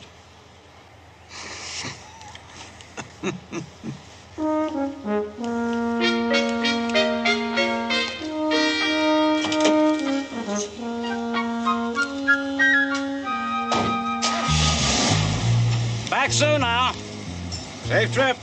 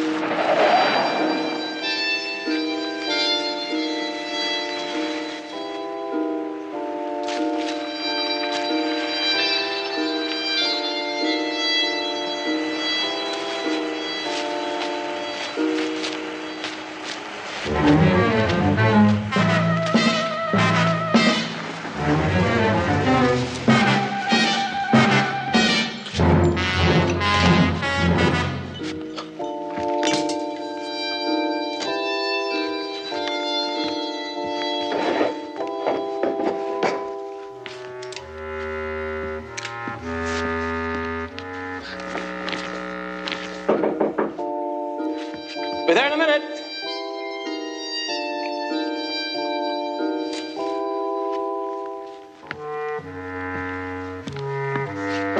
Coming. Now, you got to excuse me, Mr. Williams, for using your rain check a lot sooner than I figured. Well, that's all right, Mr. Jones. What's up? Well, I guess I just didn't get the information about Mike Hartney exactly right from your wife. So I wonder if it'd be too much of a bother to talk to her for a minute. Well, she's gone for a walk up on the hill, she said. Oh. Well, it gets cold enough for a coat this time of the evening. Well, Diane likes cashmere sweaters, cozy.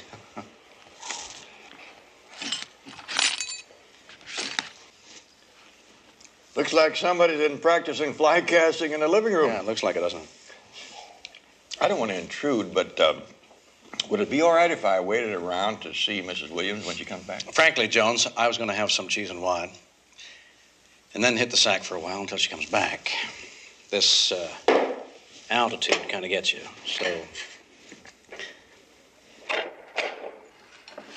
So unless you want to take the time, have another glass of milk, why don't you come back tomorrow? Does it make it taste better when you slice it fancy like that? As a matter of fact, it does. Tomorrow, you say. Then I could see the both of you tomorrow? Probably. Okay, let's let it stay that way then. In case you run across anybody who might need an office like mine. Oh, sorry, I gave you the wrong one here. Fingerprints? Funny you should say that, Mr. Williams. Oh, I guess it's not so funny after all, Mr. Carlyle. You follow the trail pretty well. From Bel Air to a cabin in the woods. Outside. I keep my eyes open. Be amazed at what you can see. Funny little fishing flies made by a man who's missing. Fancy little doodads for cutting up fruit. Back door. Gonna be messy killing me, Mr. Carlyle. People are gonna look for me. The lake is deep. Killing Diane was simple. You did kill her, didn't you? Well, who's gonna worry about her? Her cat? But with me now, lots of people are gonna worry about me. Lots of different people, like the people down at the store. They saw me come up here again. They're gonna think it's awful funny. All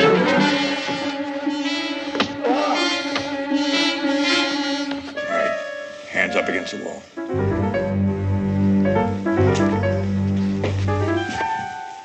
Don't move.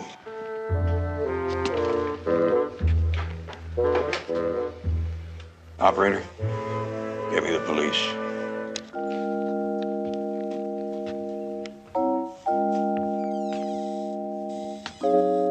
Miss Williams! I got that new hairdo stuff you wanted.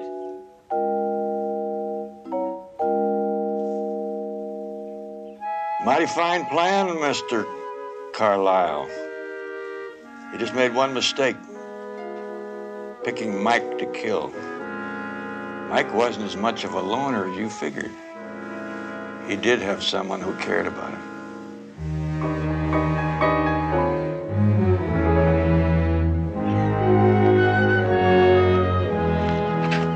I loved him.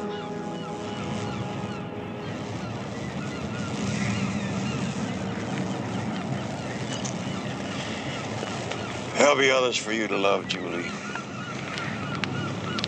I guess so. You're very young. I feel awfully old.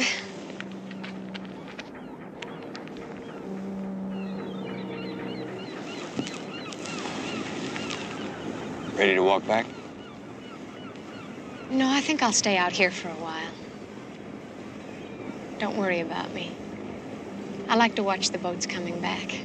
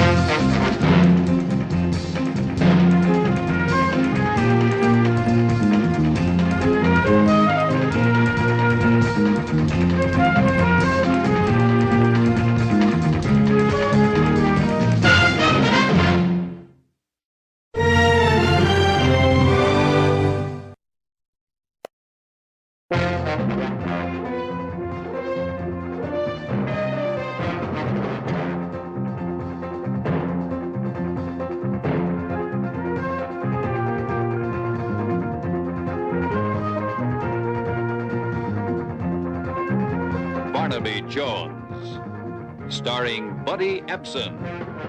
Also starring Lee Merriweather, with guest stars Mitchell Ryan,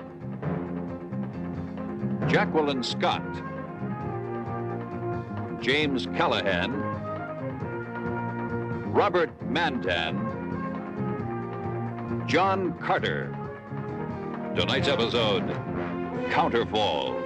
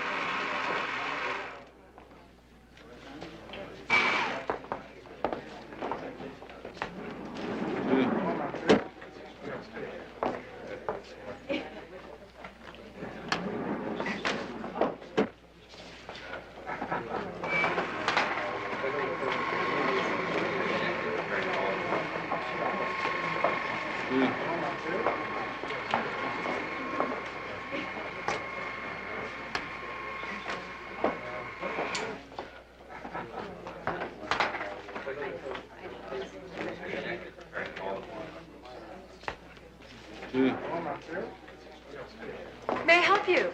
What? Oh, I don't know. My name is Greg Alban. I received the subpoena to appear in court. Must be some mistake. I didn't witness any accident. Well, it looks in order. There is some mistake. I'm afraid you'll have to explain it to the court. No, you don't understand. I'll check on it. You sit right over there. I'll call you.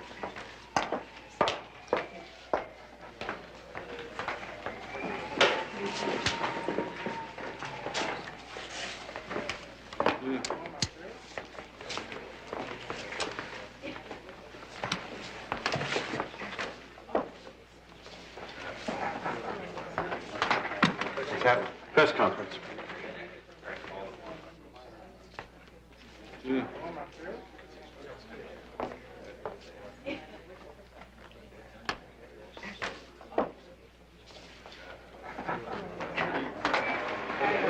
All right, ladies and gentlemen, if you'll have your questions ready, Judge Lennox has a full docket. He can only give you 5 minutes. Your Honor? All right, now don't growl. Is it true, Judge Lennox, that you intend to reject your appointment to the state Supreme Court? Well, gentlemen, you know as well as I do, the governor hasn't made his selection public. Senator Fox says you're far and away the odds-on favorite, sir. All right, now, fellows, you're familiar with my feelings of the importance of the lower court decisions. I feel the present bench I occupy is an essential example of that principle. Now, if I were to get the appointment, there's no way, unless of my good conscience, could I... Your Honor! Hey, out of the way. Hey, get him. Come on. Watch out, he's got a gun. Keep going. Stay away from me. Stay away, officer.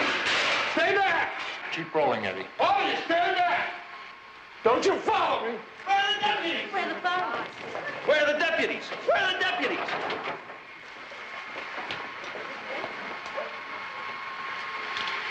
He's gone.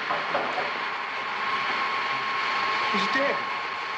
Get a phone to a phone. Thank God.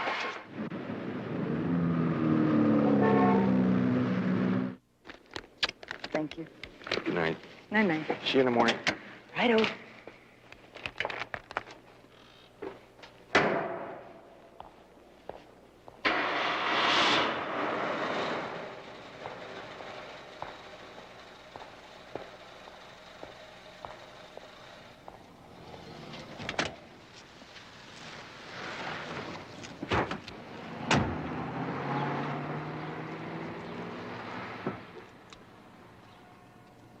Don't move. You can count on it. Where's your gun?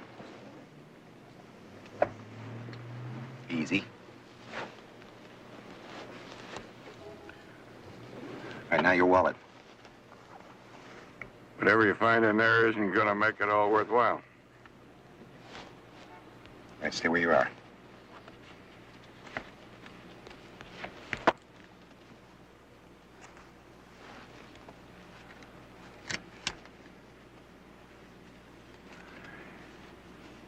If you took a correspondence course in armed robbery, post office must have lost one of your lessons. There's $5,000 in there.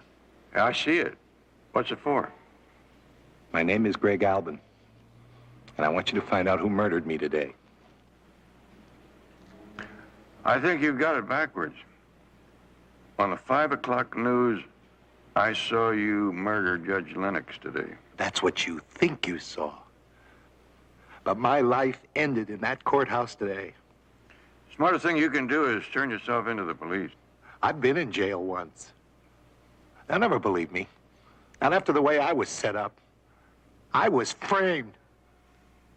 The APB they've got out on you says you're armed and dangerous. They'll take you, alive or dead. It doesn't matter. Unless someone can help me, it's all over for me anyway. But I want you to find out who pulled that trigger. I'll need more information on this. Look, I've heard about you, Mr. Jones. Now, I've risked my life for these few minutes here. Please find out. Please. For my wife and for my kids, I'm not a murderer. Somebody's got to believe that. All right, don't move.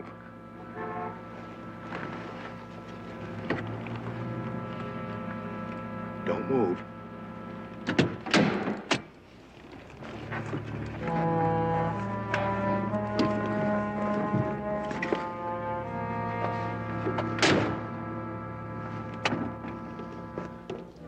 The keys.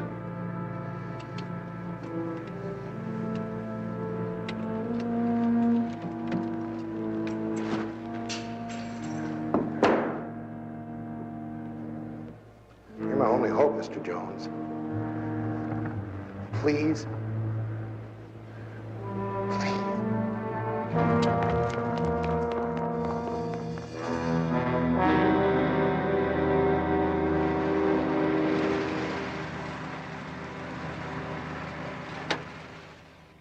You close the door, darling.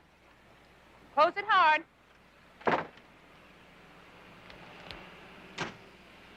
Oh, can you hold it? Morning. Look, no more, please. I mean, reporters or police, I said everything I had to say last night. Mrs. Albin, my name is Barnaby Jones. I'm a private investigator. Your husband hired me. Greg hired you? I don't understand. Well, neither do I. She gave me $5,000 last night. This is some kind of a trick, isn't it, Mr. Jones? Well, it is. It's a pretty expensive one, just to answer a few questions. What do you want to know? Did he mention Judge Lennox? He told me he'd been behind bars. It was Judge Lennox who put him there. Were you married at the time? Greg escaped from prison about a year before we met. He was innocent then, and I believe he still is. Well, if he's innocent, he ought to turn himself over to the authorities. I don't know where he is. And if I did, I wouldn't... Mrs. Albin, this case has had a lot of exposure. The police will probably find him within a matter of hours. The way he talked last night, he didn't intend to be taken alive. Oh, no. It doesn't have to end this way. You can help him? Well, that's what he hired me for, but I can't help him unless I can find him. Don't do that, darling. Please.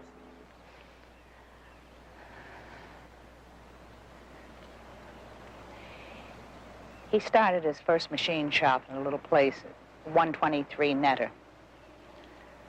He kept it for storage at first when he built a big building across town, but whenever he has a problem to think through, he still goes back there. Calls it his hiding place. Thank you.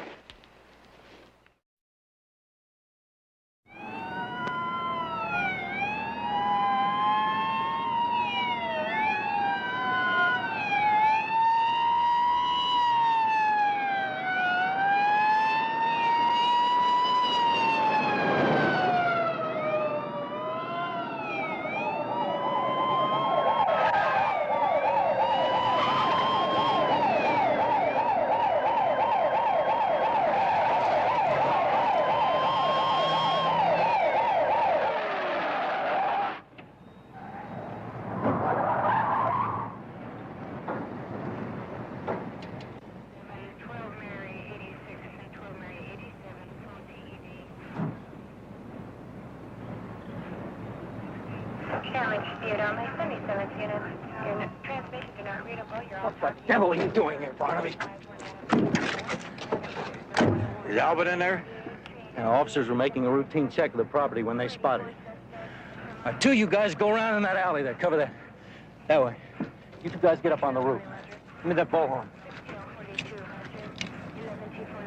Alvin, nobody has to get hurt. Just throw your gun out and come out with your hands in the air. You don't stand a chance. You get down, Albin's armed. He's also my client. This business must be getting tough to come by. He's got a wife and 2 kids. I don't think he wants to see anybody killed, except maybe himself.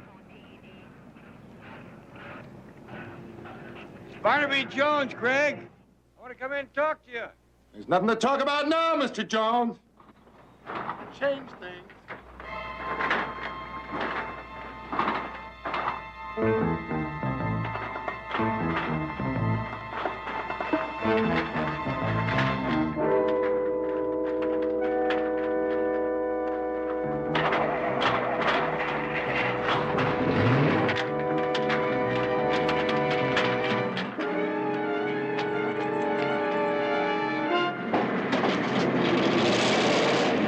Barnaby, will you get back here until he's in custody? This is my responsibility. Just trying to keep a big mistake from happening. He made the mistake when he killed Judge Lennox. Now, will you get back here? I don't want anybody else hurt.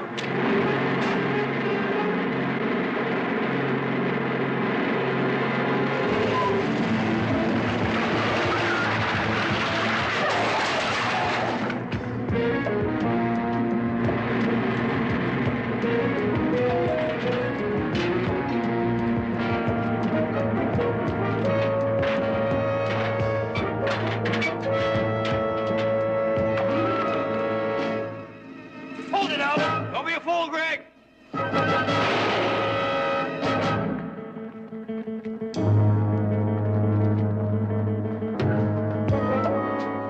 Get an ambulance out here on the double. He'll need it. He's in bad shape.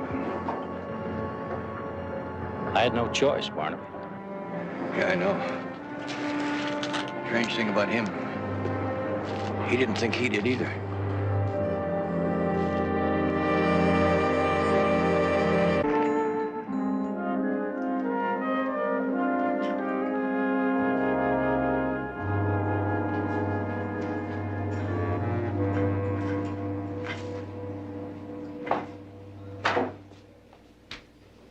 How's it look, Doctor?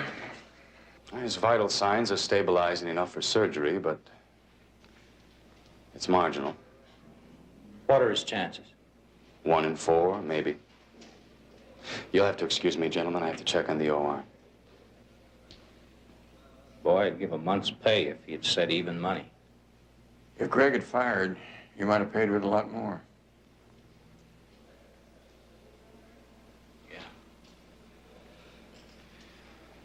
I better call in.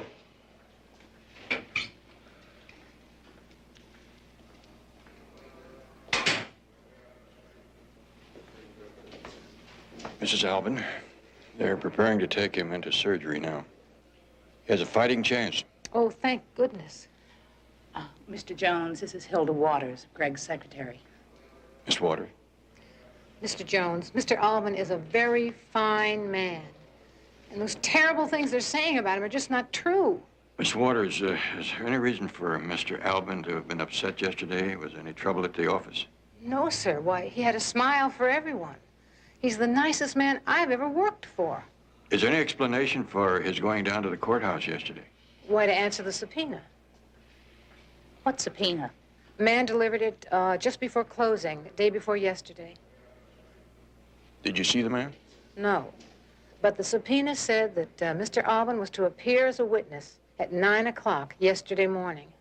Betty, would you check that out? Certainly. The court clerk's office is still open. I can just make it. Barnaby? Excuse me. Ballistics just checked the gun. It's the same weapon that killed Judge Lennox. Are you certain? There's no question. Also, we've nailed Albin. Real name is Arnold. went down for armed robbery 1 to 10. He and his cellmate busted San Quentin 8 years ago. His cellmate? Kelly. Dennis Kelly. He turned himself back in and served his time. Cleared parole about a year ago. His cellmate ought to know more about Greg than anyone. Barnaby, we've got Albin locked.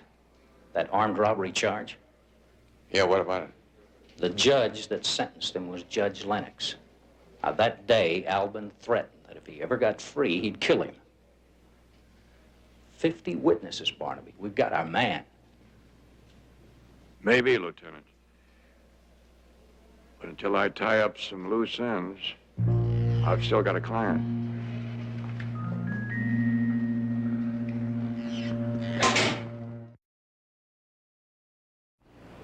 Hey. Thank you. Mr. Kelly? Yeah. I'm Barnaby Jones. I know you. I'd like to ask you a few questions about Greg Albin, alias Arnold, ex-cellmate of yours. Look, I did my time. I served parole. I haven't seen or heard of Greg in 8 years. I'm not a police officer, Mr. Kelly. I'm a private investigator. Trying to help Greg any way I can. Figured you two were friends. Sit down. We broke out together. Can't get much closer than that. But you went back. Yeah, I got scared. Now, the same thing that finally happened to Greg. How's he doing? Not too well. He claims that he was innocent of that armed robbery charge. I was the only guilty man ever in San Quentin, Mr. Jones. Did he ever talk to you about Judge Lennox? The hanging judge? I'll pass on that. He's the judge that sentenced you, isn't he? No, I was luckier. I wasn't straight with you just now. I saw Greg about 6 months after I got out. Did he still maintain he was innocent? Yeah, like always.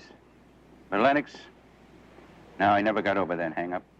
Even the last time I saw him. When was that? About a month ago. It was like he was right back in that cell block.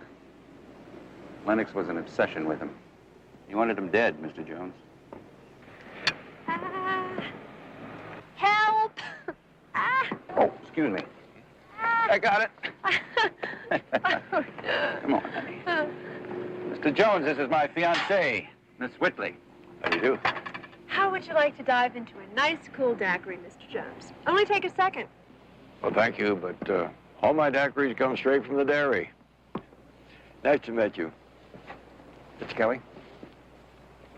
Mr. Jones?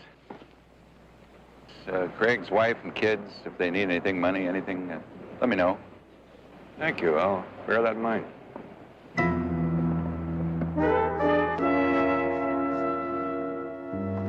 Well, I got your message to meet you here. What's all this about? Did you get anything?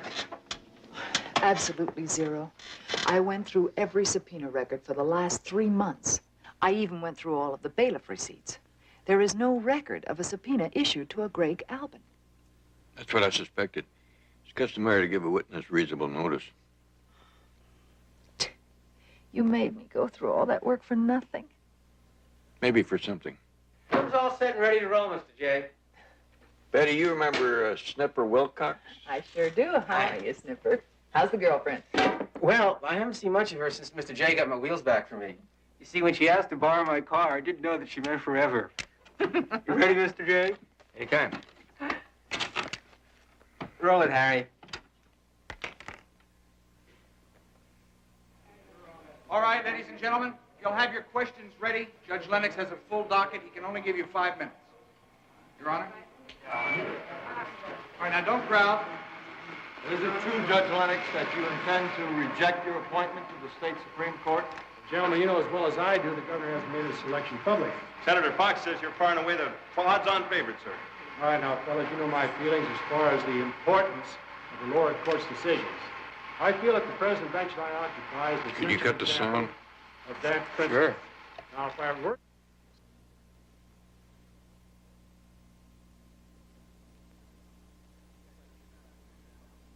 Yeah, it's just about here that Albin fires.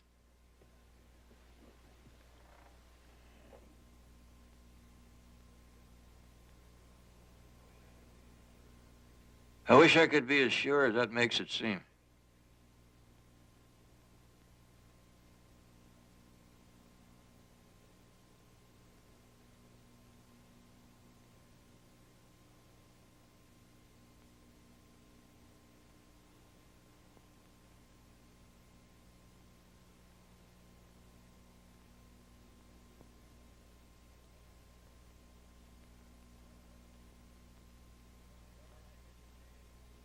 Well, that's it, Mr. J.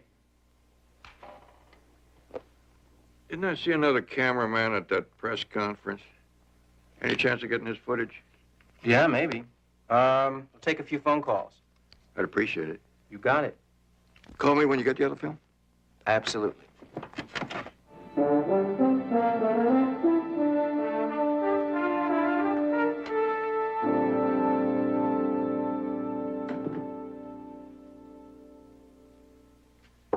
Yes, that's what I said. Take all the action you can on Calaveras.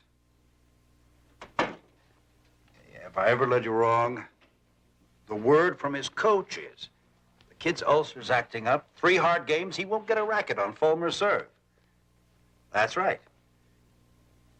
And we pull the usual percentage. Great. See you when you get to the coast. Kelly, how's it going? Grootman's contribution from the Midwest basketball action. Yeah, a little better than we expected. This isn't. Well, the police will take responsibility for shooting him. Rex, I set Greg up to do some hard time for Judge Lennox's death, not to get him killed. Would you rather have me standing in front of Lennox for that fight-fixing charge? He would have thrown the book at me. I just wish it could have been done some other way. Well, there was no other way. Lennox refused to change a venue. He refused to take himself off the case. He wanted to nail me, Kelly. I know. I just hate to see a good guy like Greg go down for it, that's all. Now, don't forget you got a stake in this, too. My lawyer tells me that the judge who's going to hear the case now is good for no more than a 6-month sentence, maybe even suspended. Or either way, you may have to take over for a while. Don't worry, I can handle it. Hey, look. Riker took Lennox out. The police have their man. They have their motive. It's over and it's clean. So just try and forget it. Just like that, huh? That'll make you feel better when things have cooled down. I'll figure out a way to see that Albin's wife and kids are taken care of, okay? You'll have to do better than that. What are you talking about? I had a visit from a private detective, Barnaby Jones. He's nosing around trying to prove that Greg didn't kill Judge Lennox. But what can he prove? There are 10 million witnesses. I know. But just in case he comes up with something, remember, it's my neck that's sticking out. I'm the only one involved that can be tied directly to Greg. Okay. I'll phone Cincinnati. I'll fly Riker out again to keep an eye on... What's his name? Jones. Barnaby Jones. Mr. Jones gets too close, we'll put him out of business, okay?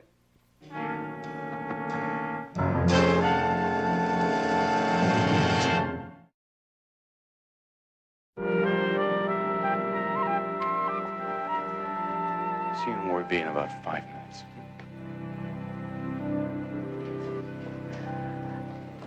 Oh, Doctor, how is he? Well, the next 24 hours should tell us a lot. You know, for a man who tried to get himself killed, he's putting up one devil of a fight in there right now. When can I see him? As soon as we set up the monitors, we'll move him into his room. It shouldn't be more than a half an hour. If you'd like to, I could hold these questions. No, it'll probably take my mind off things. Ms. Albin, do you know a man named Dennis Kelly? Oh, I don't want to get him into trouble. Well, Mr. Kelly himself said that he had kept in touch with Greg. Greg felt very close to Dennis. I think he was grateful that he had someone he didn't have to lie to other than me. Did you ever hear him say that he'd like to see Judge Lennox dead? Oh, no. Greg was really like a different man once he took on the responsibility of a family. In his business. During the last week when Judge Lennox was in the news, Greg didn't even then discuss him with you? Oh, wait a minute. Yes, he did say something. He said that he thought the judge should take the vacancy because we needed a strong man to balance out the court right now. You sure? Absolutely.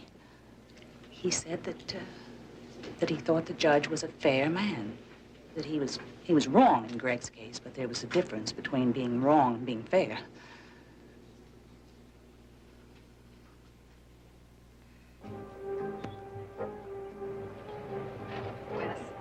Cheers.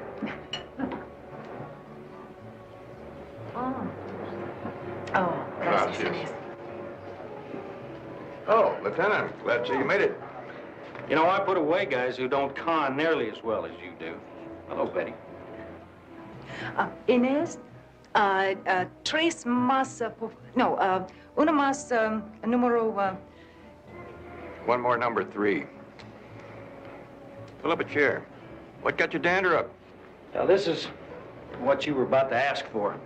This way I saved myself the indignity of being bribed by a couple of enchiladas.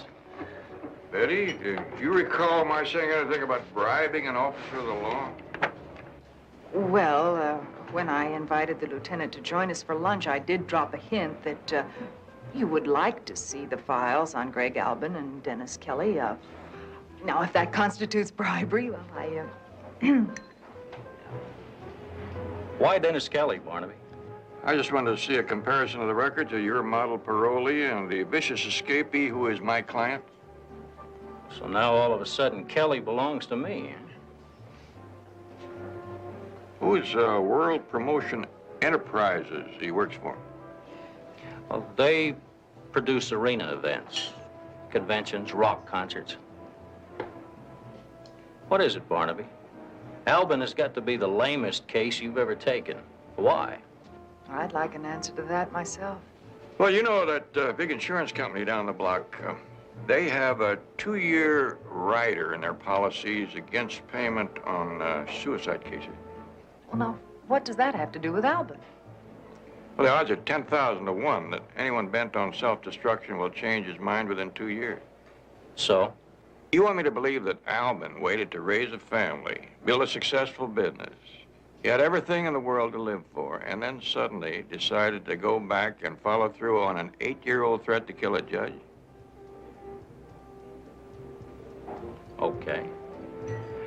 But you said yourself there can be 1 in 10,000. I want a little better bet than that. Say, 4 to 1 that you ask for seconds on those enchiladas. And the sauce, please? Sure. And the pepper.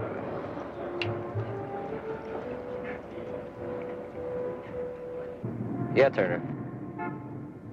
Don't worry, I'm with them. I'll wait for your signal.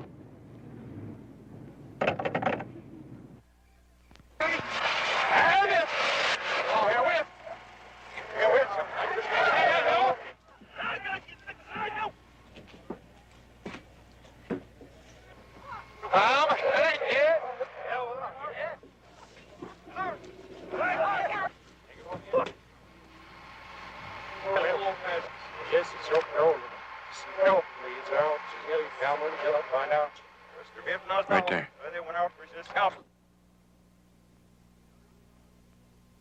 You know these fellas? Well, most of them. We all work the same street. The guy in the dark blue suit and the mustache, do you know him? No. Why him? He's in the area the shots came from, and he's the only one with his hands free. All the rest of them are holding mics or notepads. You mean other than Albin? Hey, Mr. J, you mean you really think that one of these guys shot Lennox? Hey, would you close that door? We're working in here. Hey, come on. I'll get it, Snoopy. Thanks.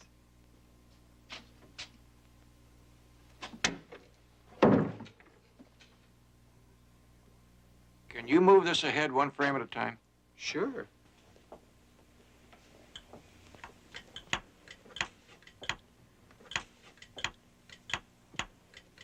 Who? Now, in all the confusion, the man in a dark blue suit is the only one who moved directly to Albin, where the shots are supposed to have come from. Could I have this piece of film? No sooner said than done.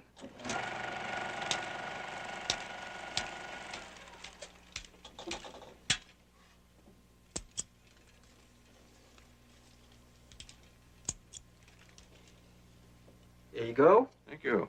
With hands like that, you should have been a surgeon. Are you kidding? I am. The only problem is that most of my patients have a chance at the box office to die over and over again. Is there anything else I can do for you, Mr. J? What about the trims from the other stations? Well, I spliced them all together in sequence, except for the light cues and the slates. They're really nothing but a bunch of junk. They're at the end of that sequence. I don't mind double features. Go. Okay.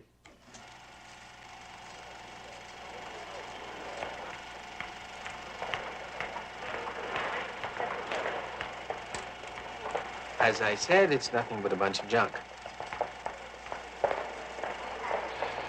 Copy shop. Cameramen can never resist a good-looking chick. What do you want to bet? He wants an 8x10 blow-up of that one. You're just about right, because unless my eyesight is failing, that is Joan Whitley, Dennis Kelly's fiancée. Snipper, get your scissors. Got him.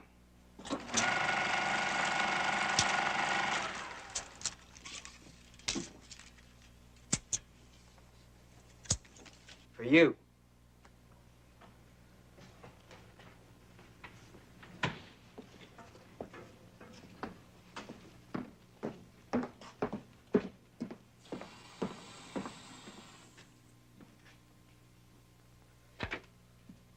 Thanks, Snipper.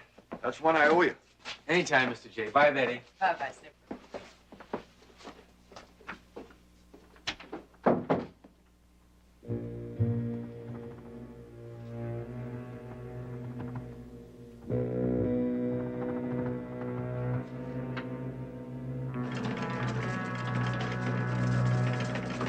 Yeah, what can I do for you? I just came by to pick up the Lennox film. Oh, well, you don't have to do that. I plan to have the cans picked up in the morning. Yeah, well, we need it tonight. Hey, wait a minute, don't I know you? Yeah, that's right. You're the guy who was with the other reporters in the Lennox film. What are you, with KBEX? Yeah, but we'd like to look at all of it. Oh, sure. Sure, why don't I check it out at the station first, okay? Just be a second.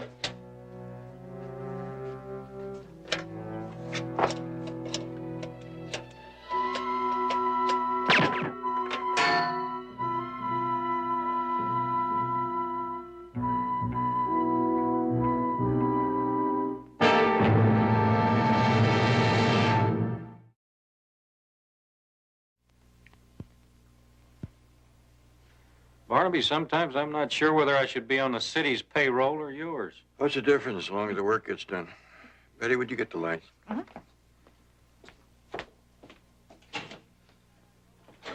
I recognize Kelly's mugshot. Who's this? Joan Whitley, Kelly's fiancée. I don't get it. Well, last night, an editor friend of mine ran some film for me. This blow-up is from film taken in the corridor of the courthouse just moments before Lennox was shot. Any idea what she was doing there? Well, there's no record of Albin's subpoena. Barnaby thinks that she was used to make Albin think that it was legitimate. Next, you'll tell me that it was Kelly who pulled the trigger. No, that's the reason I blew up that picture. No amount of disguise could make this fella look like him. I got a hunch he's a pro and a good one. Well, you do plan to tell me why you think this fella's the one that hit Lennox. In analyzing the film, he is the only one that could have pulled the trigger and have a chance to plant the gun on Albin. Recognize him? I don't know. If there was no mustache and the hair was just a little lighter, I've had flyers on a guy named Riker out of Cincinnati. Professional killer? No convictions. They just send us an alert when they think he might be headed this way, but I can't be sure.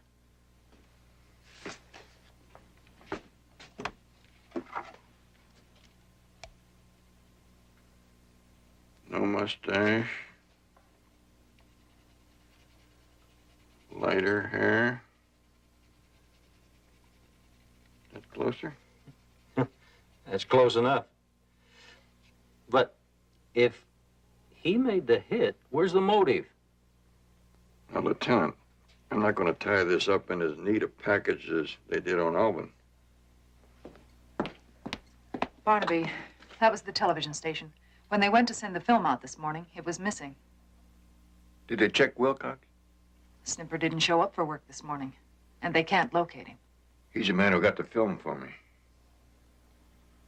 I'll have it checked out. Thanks, Lieutenant.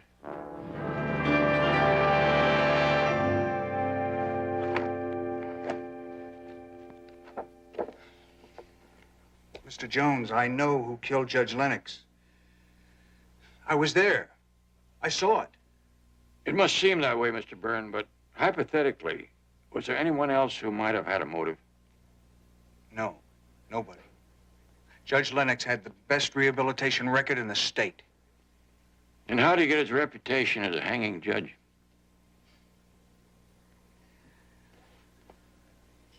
He didn't deserve that name. That came to him when he handed down a stiff sentence to a football player who had thrown several games. There was a lot of publicity. Everybody expected a slap on the wrist. But the judge was very firm. Clayton Lennox believed that competitive sports was the root of national character. He actually held an Olympic medal, didn't he? Yes, sir, he did. Are there any recent decisions the judge handed down involving sports or sports promotion, anything like that? No, sir. I've been going over the docket for the past 2 years. I'm certain there was nothing. What about the future docket? Any cases there where he could have been rough on a guilty defendant? I'll look.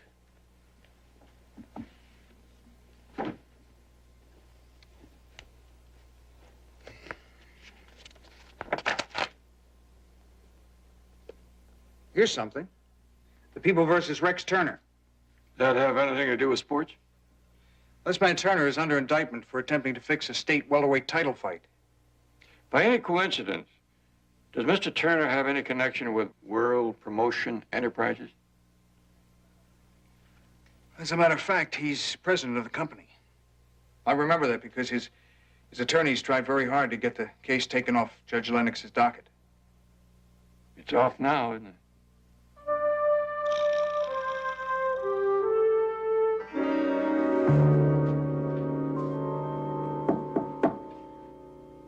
Mr. Jones. Miss Whitley. Oh, Mr. Kelly certainly is a fortunate man. Have both a secretary and a fiancé all wrapped up in one pretty package. Thank you. I think I have some good news for him. Could I see him for just a moment? I'll see. I think the staircase is too wide at this point. Well, perhaps we'll just move this whole section. Yes? Mr. Barnaby Jones to see Mr. Kelly? Send him in.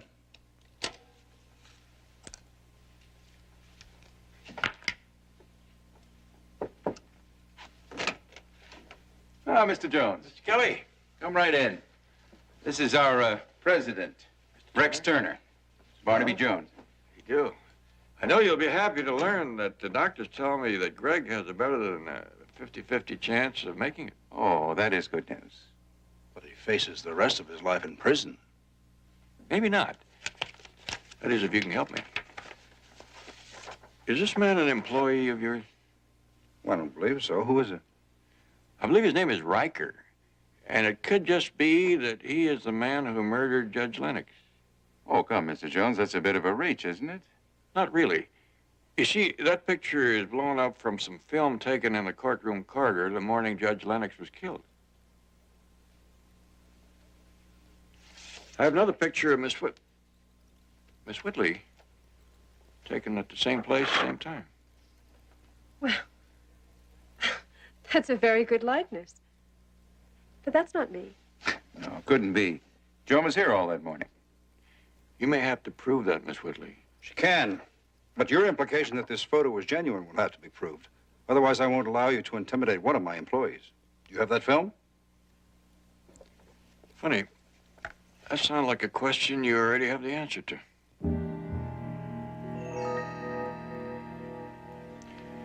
Don't bother, I'll find my way out.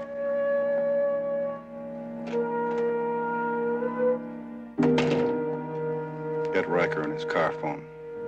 Have him hit him now.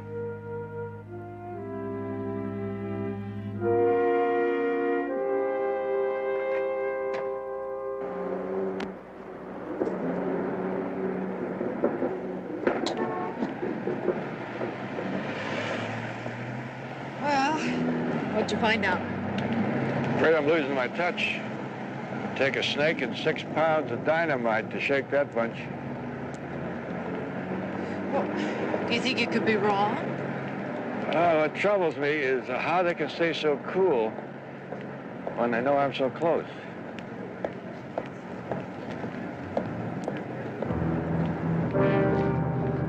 Betty, do exactly as I tell you. What is it? That's Riker behind us.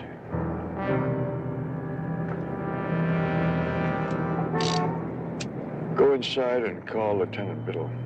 Now.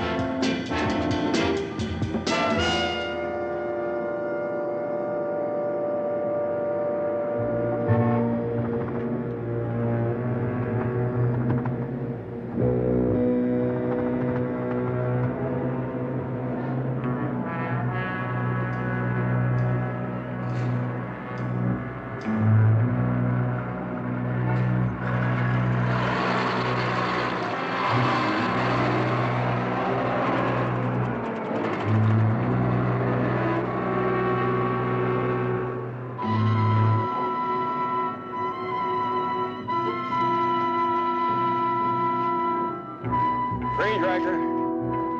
Drop it.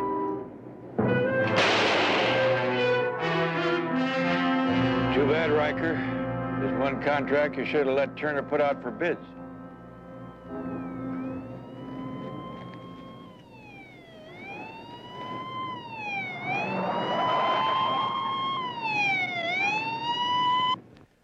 Mr. Jones, I appreciate everything you've done for me, for both of us. But I think I should apologize. No need to. Since Riker admitted he killed Judge Lennox and Snipper Wilcox, Turner, Kelly, and his girlfriend are apologizing for you. To Lieutenant Biddle. Betty, let's you and I get out of here and leave Mr. and Mrs. Albin a little time to themselves. Thank you for everything. Both of you. Oh, by the way, I have a lawyer friend who said in view of your record and all you've been through, and the fact it's been in the paper and all, the governor might have a sympathetic ear for a pardon. That's too much to even wish for. I don't know. My mother always used to say, wishes come true for good people. You both qualify. Thank you very much.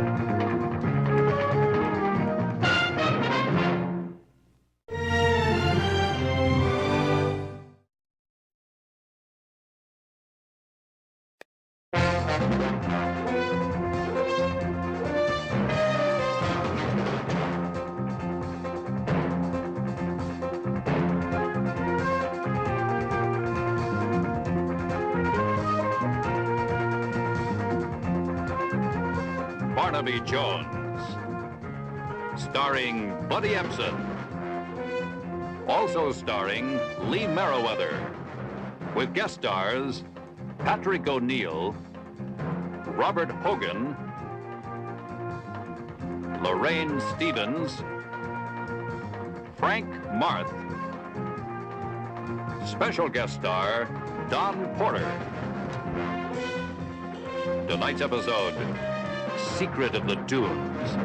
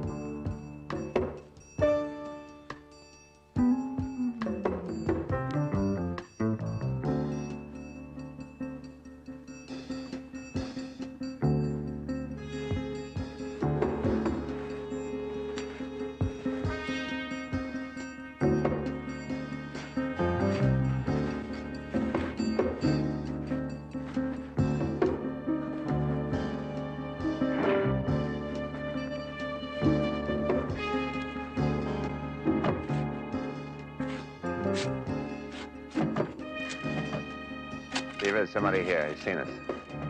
Go on.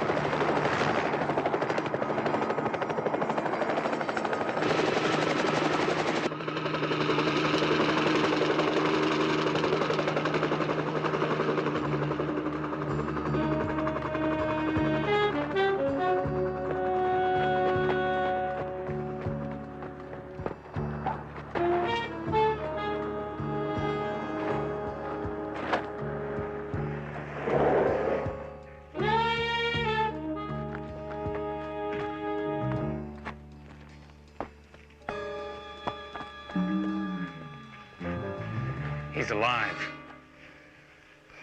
Get rid of him. Mr. Wheeling, I didn't count on any of this.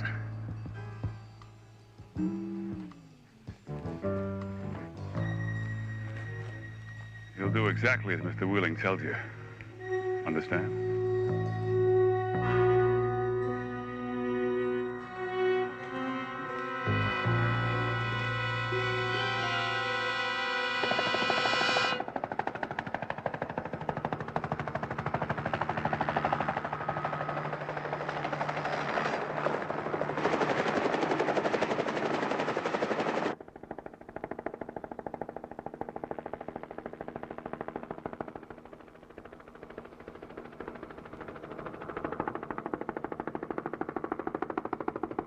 All right, dump the bike now.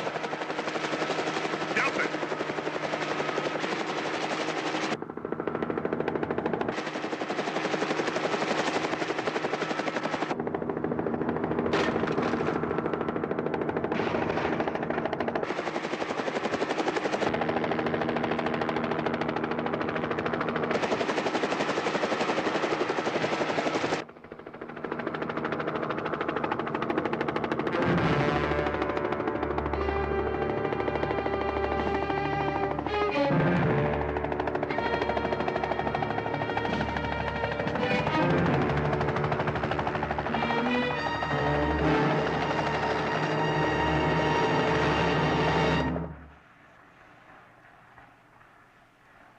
Hey, this is a beauty.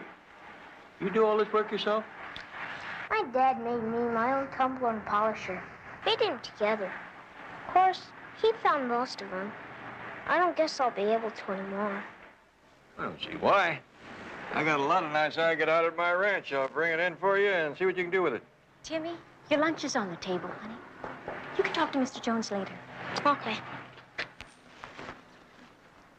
Miss Mason, police report indicates that your husband lost control of his motorcycle and went over at a place called Devil's Elbow. But I've already told you, Mr. Jones, Ted had no reason being anywhere near Devil's Elbow. He wasn't out joyriding. He was on his way to the Sierra grocery to get some milk for Timmy. You see, we'd run out, and besides, I had his breakfast waiting. I understand it was a nice day, and maybe he was just riding along, felt good, and decided to let it rip. They tell me that Devil's Elbow has become quite a challenge for a motorcyclist. Not to Ted. He was always very careful. He used to say he had too much to lose to take any foolish risks.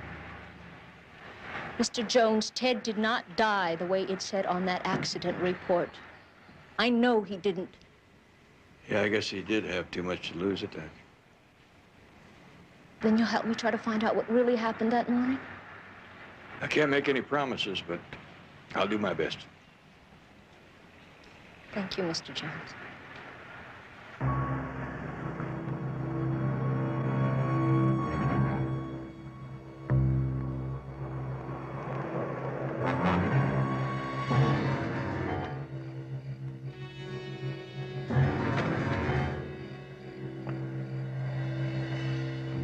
Welcome back, Mr. Markham. Thank you, Seaver.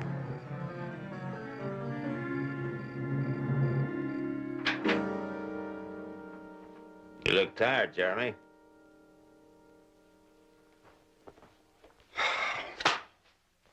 I am tired. Everything went well, I trust. Nothing ever goes well with those people. But if it's the loan you're concerned about, they've agreed to meet and discuss it. And they go for the full 150 million? They didn't blink an eye. You don't approve, do you? I don't think that mobsters make the best business partners. Look, I know how badly Wheeling Precision needs capitalization, but there's no reason we can't retrench. And later we can locate other sources, legitimate sources. No, we've retrenched all we're gonna retrench. And you know as well as I do what would happen to our stock if we went to the bank now? Your father would have risked it. My father's dead. He worked for me now. It's a fact you tend to forget. Now, when do we meet? They're sending Dunbar out tomorrow to see what kind of a deal can be worked out. Dunbar, what's that? What's that, the lawyer? No, I only meet with Neiman. I warned you. This time, you'll do business their way. They know what you want. They're interested in supplying it. If you and Dunbar can come to terms. You should have done better than that. I am too tired to argue. And what did you do about the girl? She's been taken care of. Dunbar would kill the deal if he knew she'd found out about the negotiations and threatened to publicize. Well, she won't trouble us anymore. What do you mean? She's dead. She was trying to blackmail me into marriage. Good Lord, you mean you just killed her?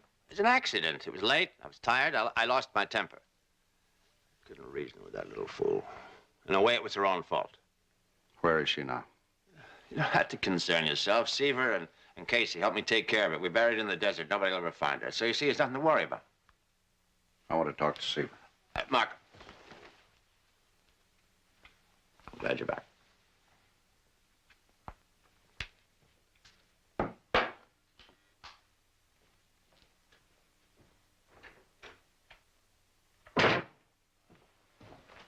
No, hold it, Seaver. I was the one who buzzed for you.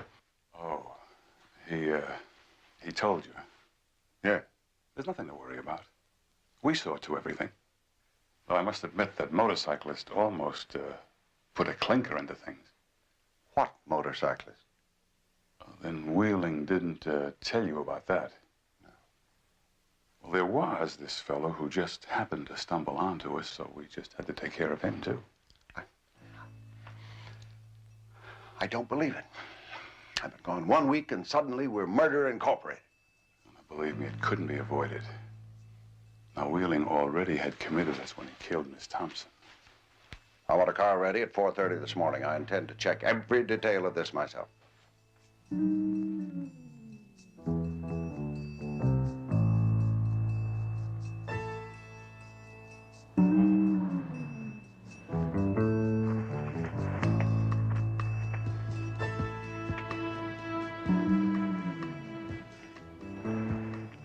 Is this where 10 Mesa went over?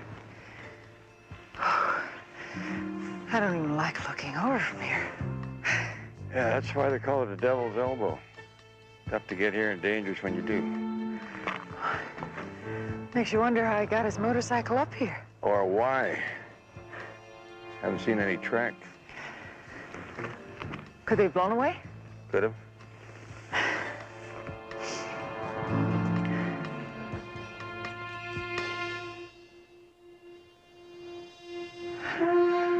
Well, one thing's a cinch. He didn't fly up here. Only one thing is a cinch. That's the strap that holds the saddle on.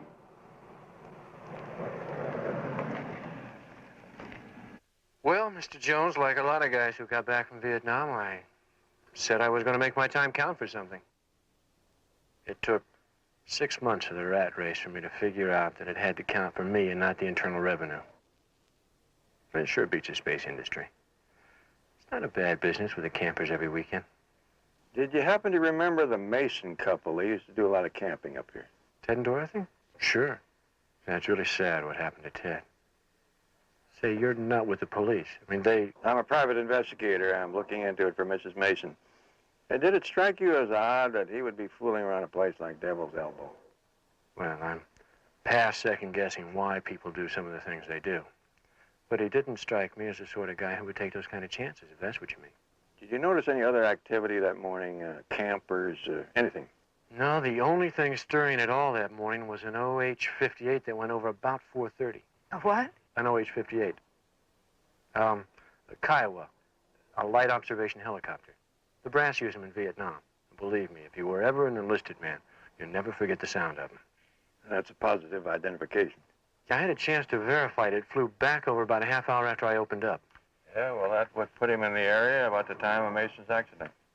I'd say so. Thank you very much.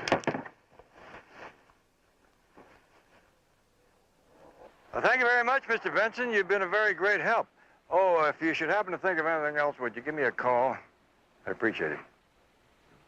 private detective. It's funny. You're not what I pictured a private eye to look like.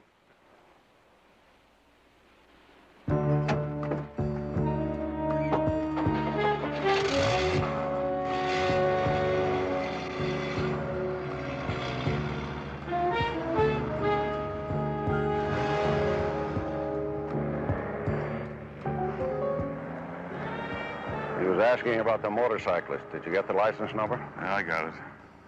But according to the license plate holder, it's a rental. And I want to know who rented it. I want to know today.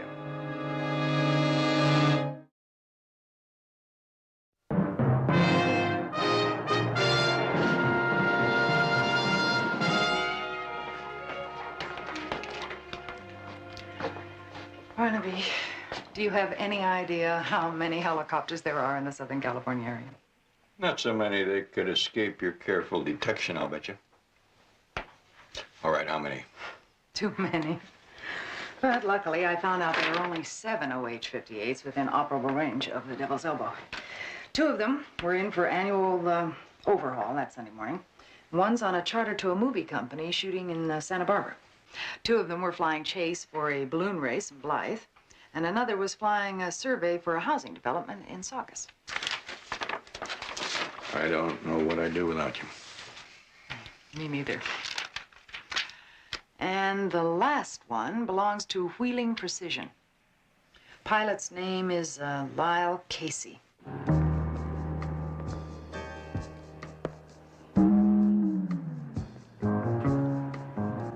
Yes. Yes, Mr. Dunbar. Yes, I'm interested in security as well as you. No, I don't think it's wise you're being seen here. That's why I thought the fairgrounds would be good. You have the address, 2 o'clock sharp. Yes, Mr. Wheeling will be there. Right. Well, you're committed. I warn you, they'll be tough. No matter. Once we've hammered out the proposals, they'll have the money. Now what's the matter? I was just thinking about that fellow Jones who showed up in the desert. I don't like a detective nosing around. Shouldn't you say hick detectives? There's nothing to worry about. I'm not so sure. That white-haired man down there. Well? That's Jones talking to Casey. That grocer sounds pretty sharp on his helicopters. Yeah, he said he'd seen a lot of them in Vietnam, but yours is the only one he's seen in this area. Well, could be this one. I fly Mr. Wheeling and his girlfriend down to Palm Springs a lot on the weekends. You remember that Sunday? Oh, yeah, I remember that morning, but I don't remember any motorcyclists. I'm sorry, but you can understand. Sure, I understand. It's pretty much the same in my line of work. Maybe Mr. Wheeling saw something. After all, you were busy flying. Or his girlfriend. What's her name? Mr. Casey, there's a call for you from Department 7. What? Oh, thank you. Excuse me, Mr. Jones. Really? Mister, you're not allowed in this area without clearance. Oh, I'm sure that isn't necessary, Seaver. Mr. Jones doesn't look like a security risk to me. I'm Jeremy Markham. Anyway, we can help you? Well, probably not. I was just checking on a flight this copter made to Palm Springs. Oh, which trip was that? A week ago Sunday. I'm sorry, Mr. Wheeling didn't fly down that weekend. Oh? Mr. Casey seems to recall that he did. Well, maybe if I talked to Mr. Wheeling, we could clear this up in a jiffy. Fortunately, you'll have to take my word for it. Mr. Wheeling doesn't see anyone. Well, that's too bad. Must be terribly lonely for him. What about his girlfriend? Maybe if I talked to her. Girlfriend? I'm afraid you have your parties confused. Well, if you'll excuse me. Where's Casey? I saw him drive out after you gave him that Department 7 routine. Find him. I want him out of reach in case Jones decides to ask any more questions.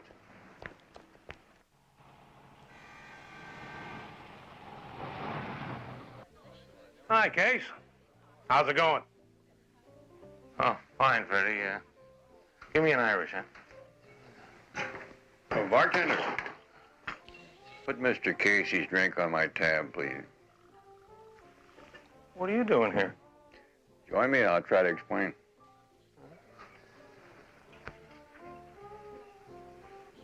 I hope I didn't get you in trouble with your boss. Trouble?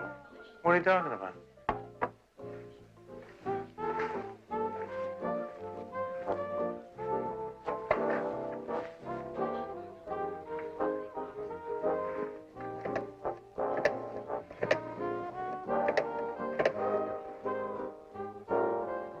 Mr. Seaver? This is Freddie. You said to call if Casey dropped in here? Well, he's here now with some guy. I don't know. Tall, gray-haired? You told me that you flew Mr. Wheeling to Palm Springs Sunday a week ago. I talked to Mr. Markham and he said there was no such flight. He was out of town. He wouldn't know. Well, he seemed mighty definite about it. You have a wife and daughter in Spokane. An ex-wife. You, know a lot about me. Well, you have something in common with that man that was killed in the desert that morning. The way I see it, your position is as exposed as his was. What are you talking about? Well, first, you admitted flying over Willis Benson's grocery that morning. On my way to Palm Springs. But what I didn't tell you was that Benson saw you go over, and then a little later, he saw you come back. You look at a map, and there is no way that that adds up to a trip to Palm Springs. Well, Mr. Wheeling's... sometimes he likes to take side trips, check real estate. You mentioned Mr. Wheeling's girlfriend, but you didn't tell me her name. I'm sorry, Mr. Jones. You got any more questions? You ask Mr. Seaver. Casey, they don't own you. You could still speak up if you wanted to. Good night, Mr. Jones.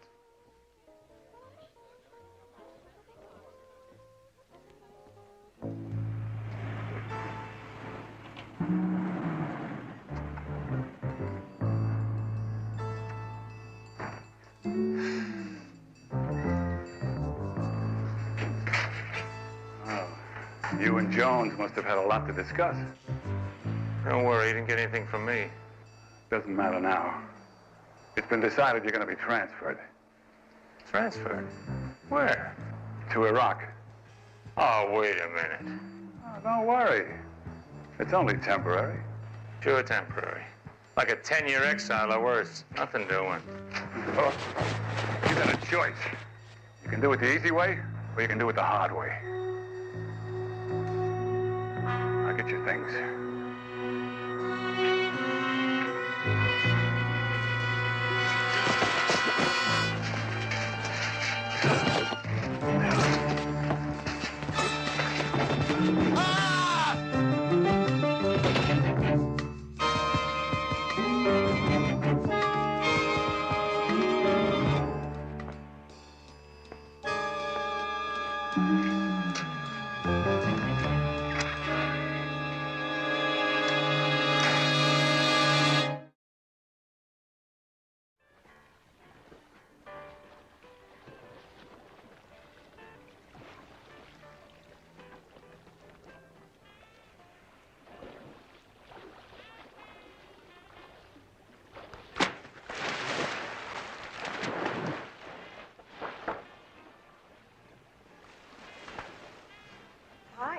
You looking for me? If your name's Sheila Windsor, I am. Well, you look too sweet to be a bill collector, so I guess I'm Sheila Windsor. I'm Barnaby Jones. I'm a private detective. I understand you're a friend of Lyle Casey. Well, yes. Why? Is he in some kind of trouble? I was hoping you'd read the morning paper. Lyle Casey had an accident last night. He's dead. Lyle and I hadn't been getting along very well lately. I guess it was my fault. Maybe you're being too hard on yourself. Yeah. I was stupid and jealous.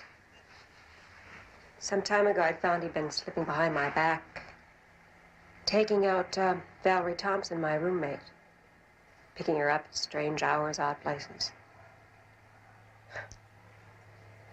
Turned out she was seeing his boss, Charles Wheeling. Guess you know what kind of a weirdo he is. Did your roommate find him attractive? Oh, yeah. Bad enough Lyle misleading me. But when your own roommate gets engaged to the richest man in America, you shouldn't be the last one to know.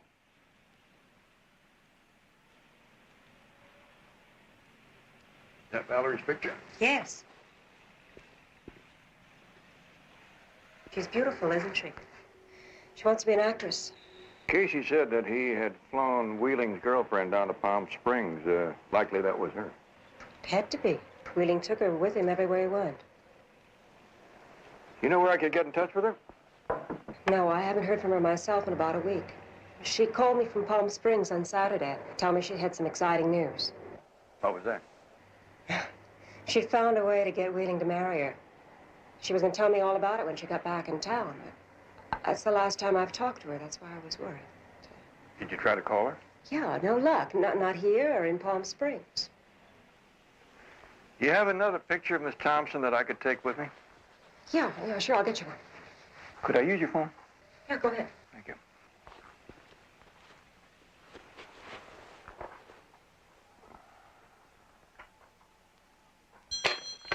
Barnaby Jones' office. May I help you? Oh, yes, Barnaby. Right, I've got it. Valerie Thompson. And call my old friend Ted Ellis down at Palm Springs and ask him to look around, see if there's anything you can find out there. You get to work on it up here. All right. Who is she, anyway? She's an actress. Claims that she's engaged to Wheeling. Oh, that's interesting.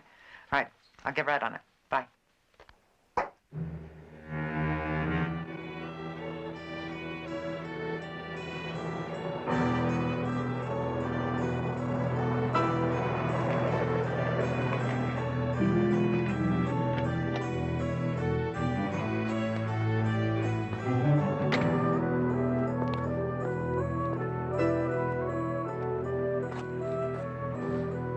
Barnaby Jones to see Mr. Wheeling?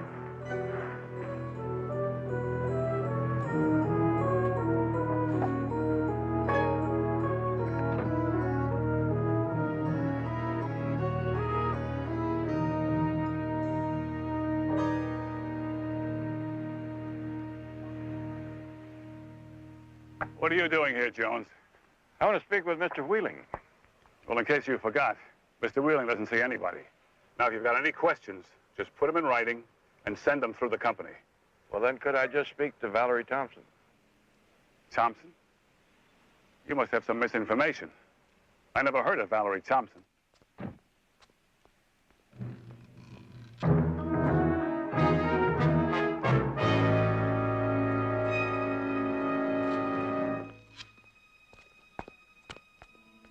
But I understood they were very close. Goodbye, Jones. That's the word? Guess that's the word.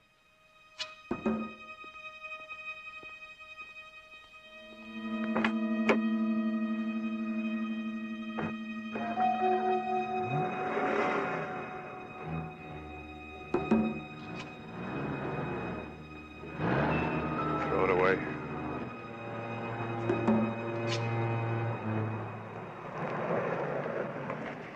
Just like we figured, nobody gets in. But I don't think he got along the way he's coming out. All right, I'll call you at Sammy's. All right, but don't follow him too close, you hear? Yes, sir.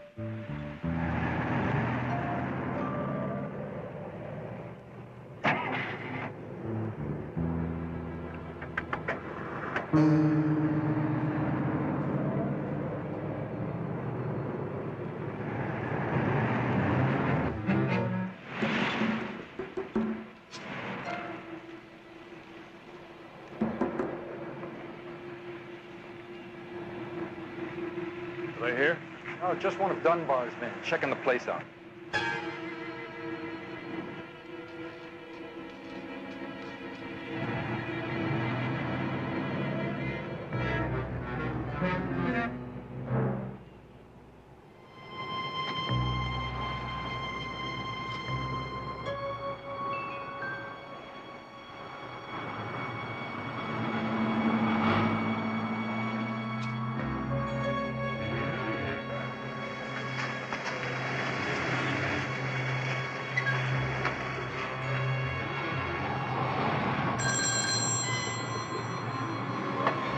Betty? Wheeling just arrived at the Valley Fairgrounds. And another car just pulled in right after him. Looks like there's going to be some big secret meeting going on in there. All right, don't go near the entrance. I'll be there in 10 minutes. You know, you don't know how lucky you are, Mr. Wheeling. Such weather. Beautiful. Imagine. You reach out your window and pluck an orange from a tree. Well, I'm not here to talk of oranges, Mr. Dunbar. As you wish. Mr. Neiman sends his regards. Yeah, well, I don't care about Mr. Neiman's regards. I wonder if I'd see him. I want to get this matter settled. 150 million is a large matter. Mr. Neiman prefers not to meet until after negotiations are finalized. Now, there's no problem. You come up with the capital and you get a 12.5% interest in Wheeling Precision. Mr. Wheeling, we've examined your situation thoroughly. We recognize your needs. It's necessary that you recognize ours. In your mind, it may be that our money is tainted, but it is real money nevertheless. 12.5% is an excellent return. The only good way to divide anything is half for you, half for us.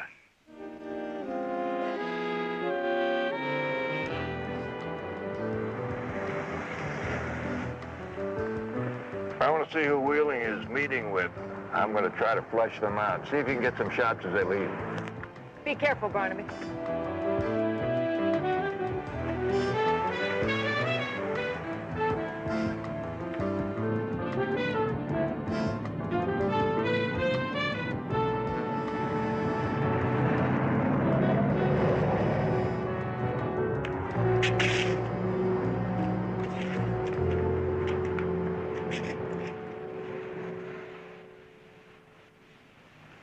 You're a difficult man, Dunbar.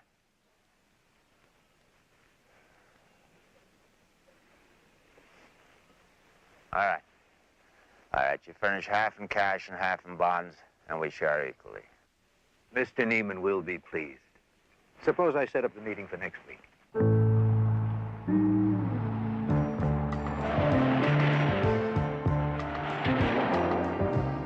What's that? I don't know.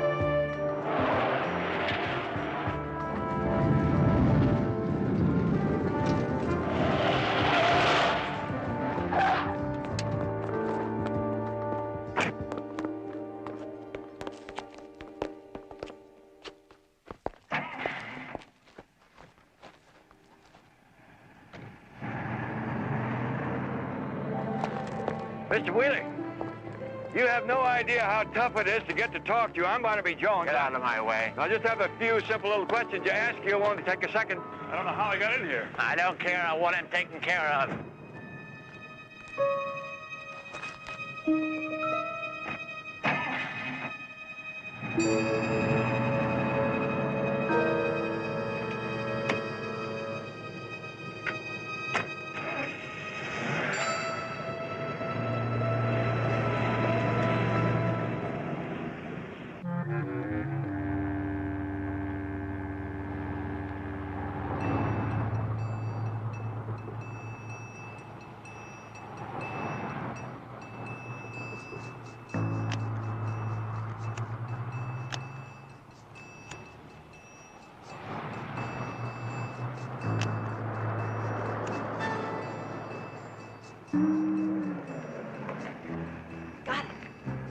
Better get this back to the office on the double.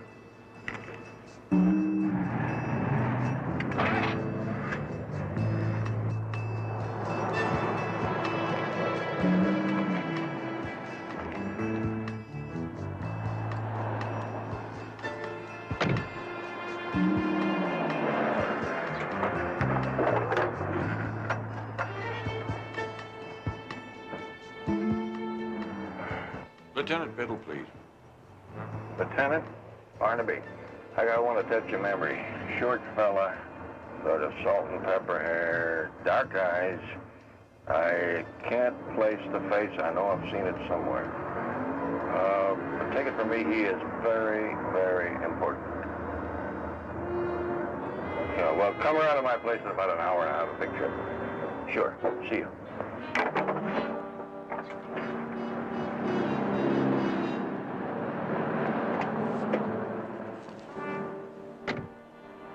Gun, buddy. Real slow. Real easy. We're going for a ride in the country, Pops. Turn right at the next signal. Whatever you say.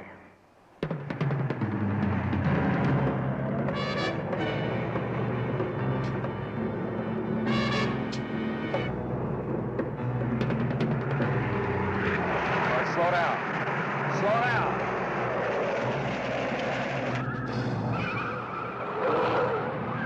Hey, stop.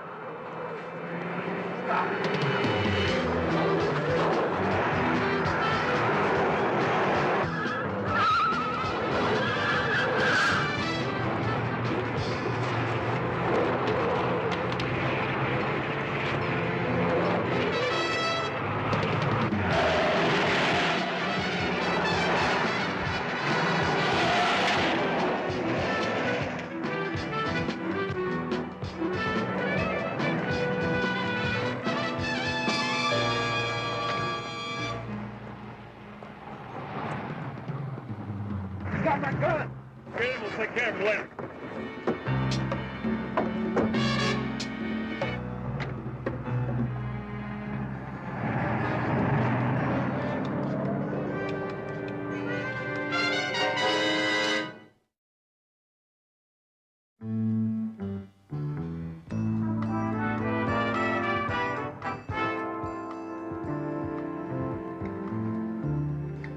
Pretty good, Barnaby. This fellow doesn't pose for too many people. You know him, Lieutenant?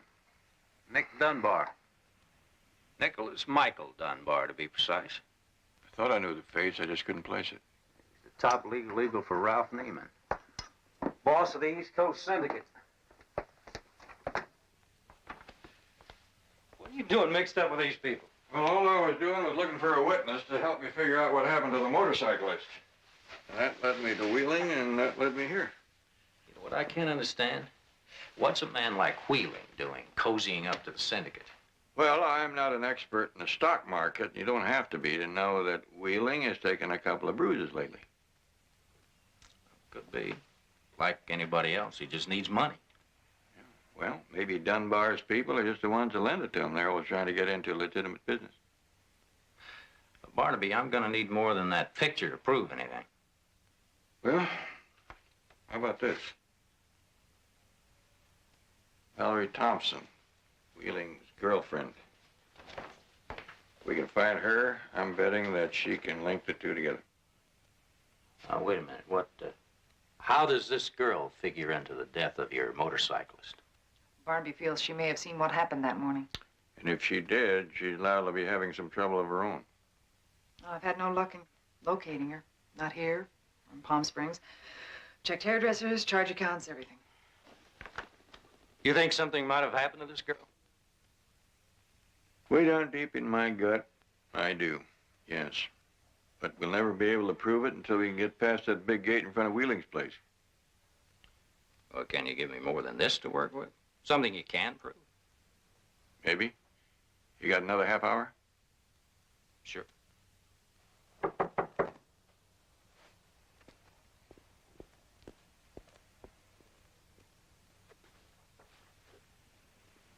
Oh, Mr. Jones.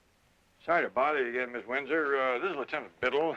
I wonder if you'd tell Mr. Biddle what you told me about your roommate.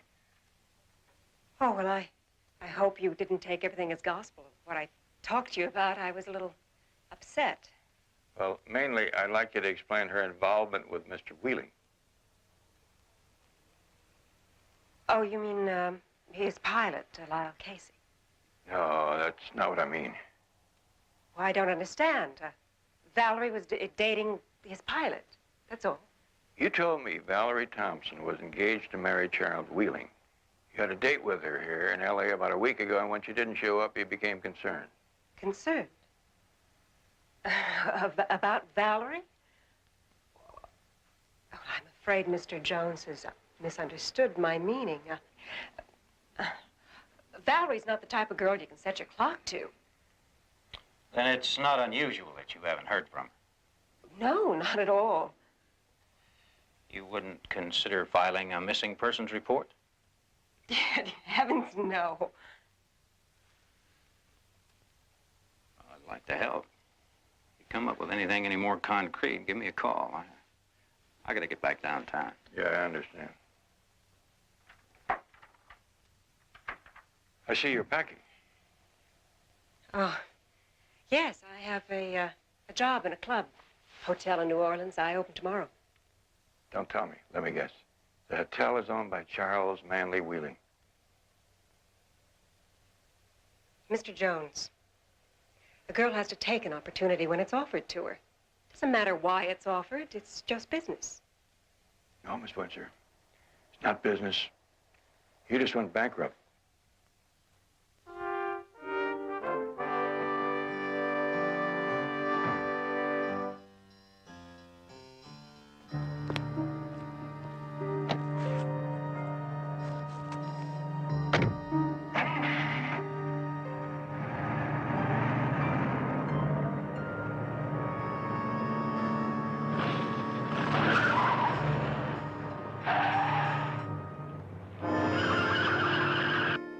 Well, that certainly doesn't leave us with much, does it?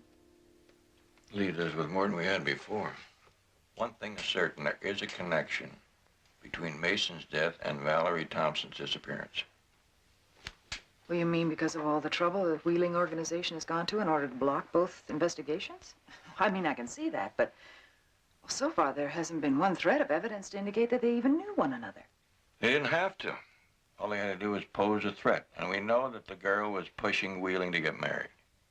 Well, yes, but Ted Mason had never even set eyes on Charles Manley Wheeling. Unless he saw him that Sunday morning.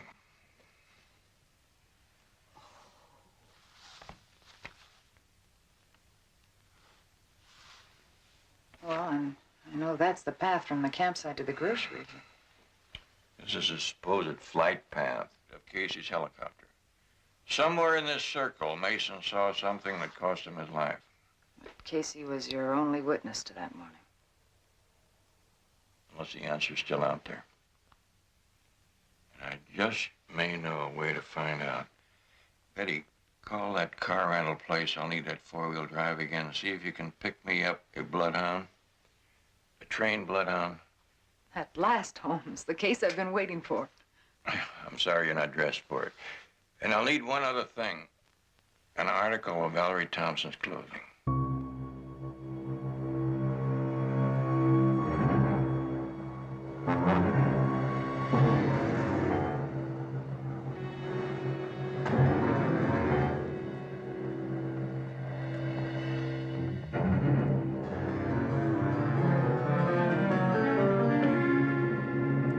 Come on, baby. Come on. Isn't he beautiful? His name's Count Jeline III. But I think you can forget the title. It works better with baby. Oh, and you asked for this. Yeah. Well, baby, I think we're going to get along just fine. Have fun, you two.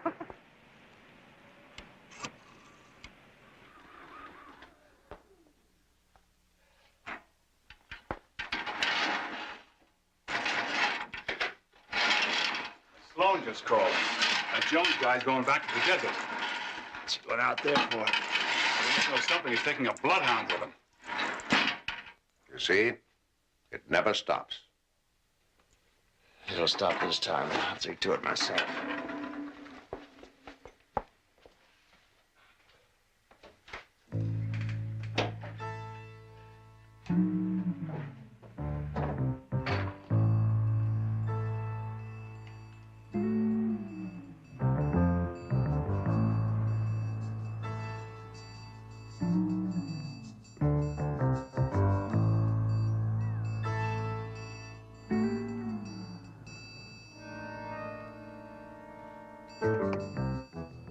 Okay, baby.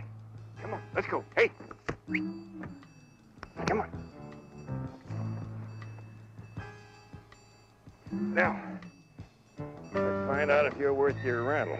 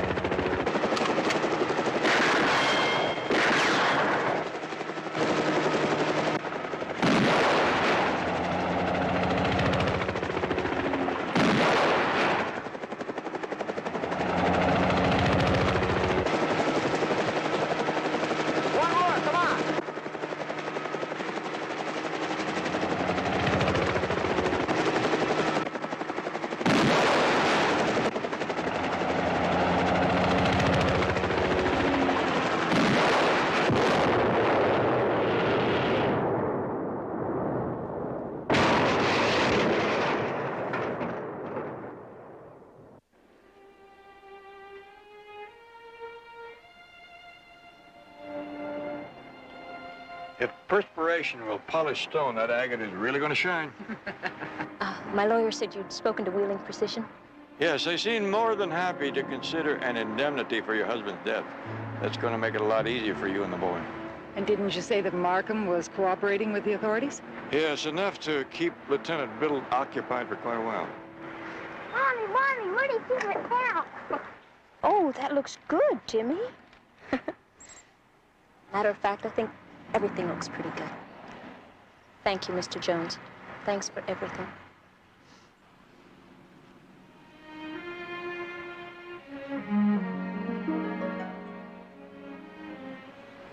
Thanks, Jimmy. Bye-bye.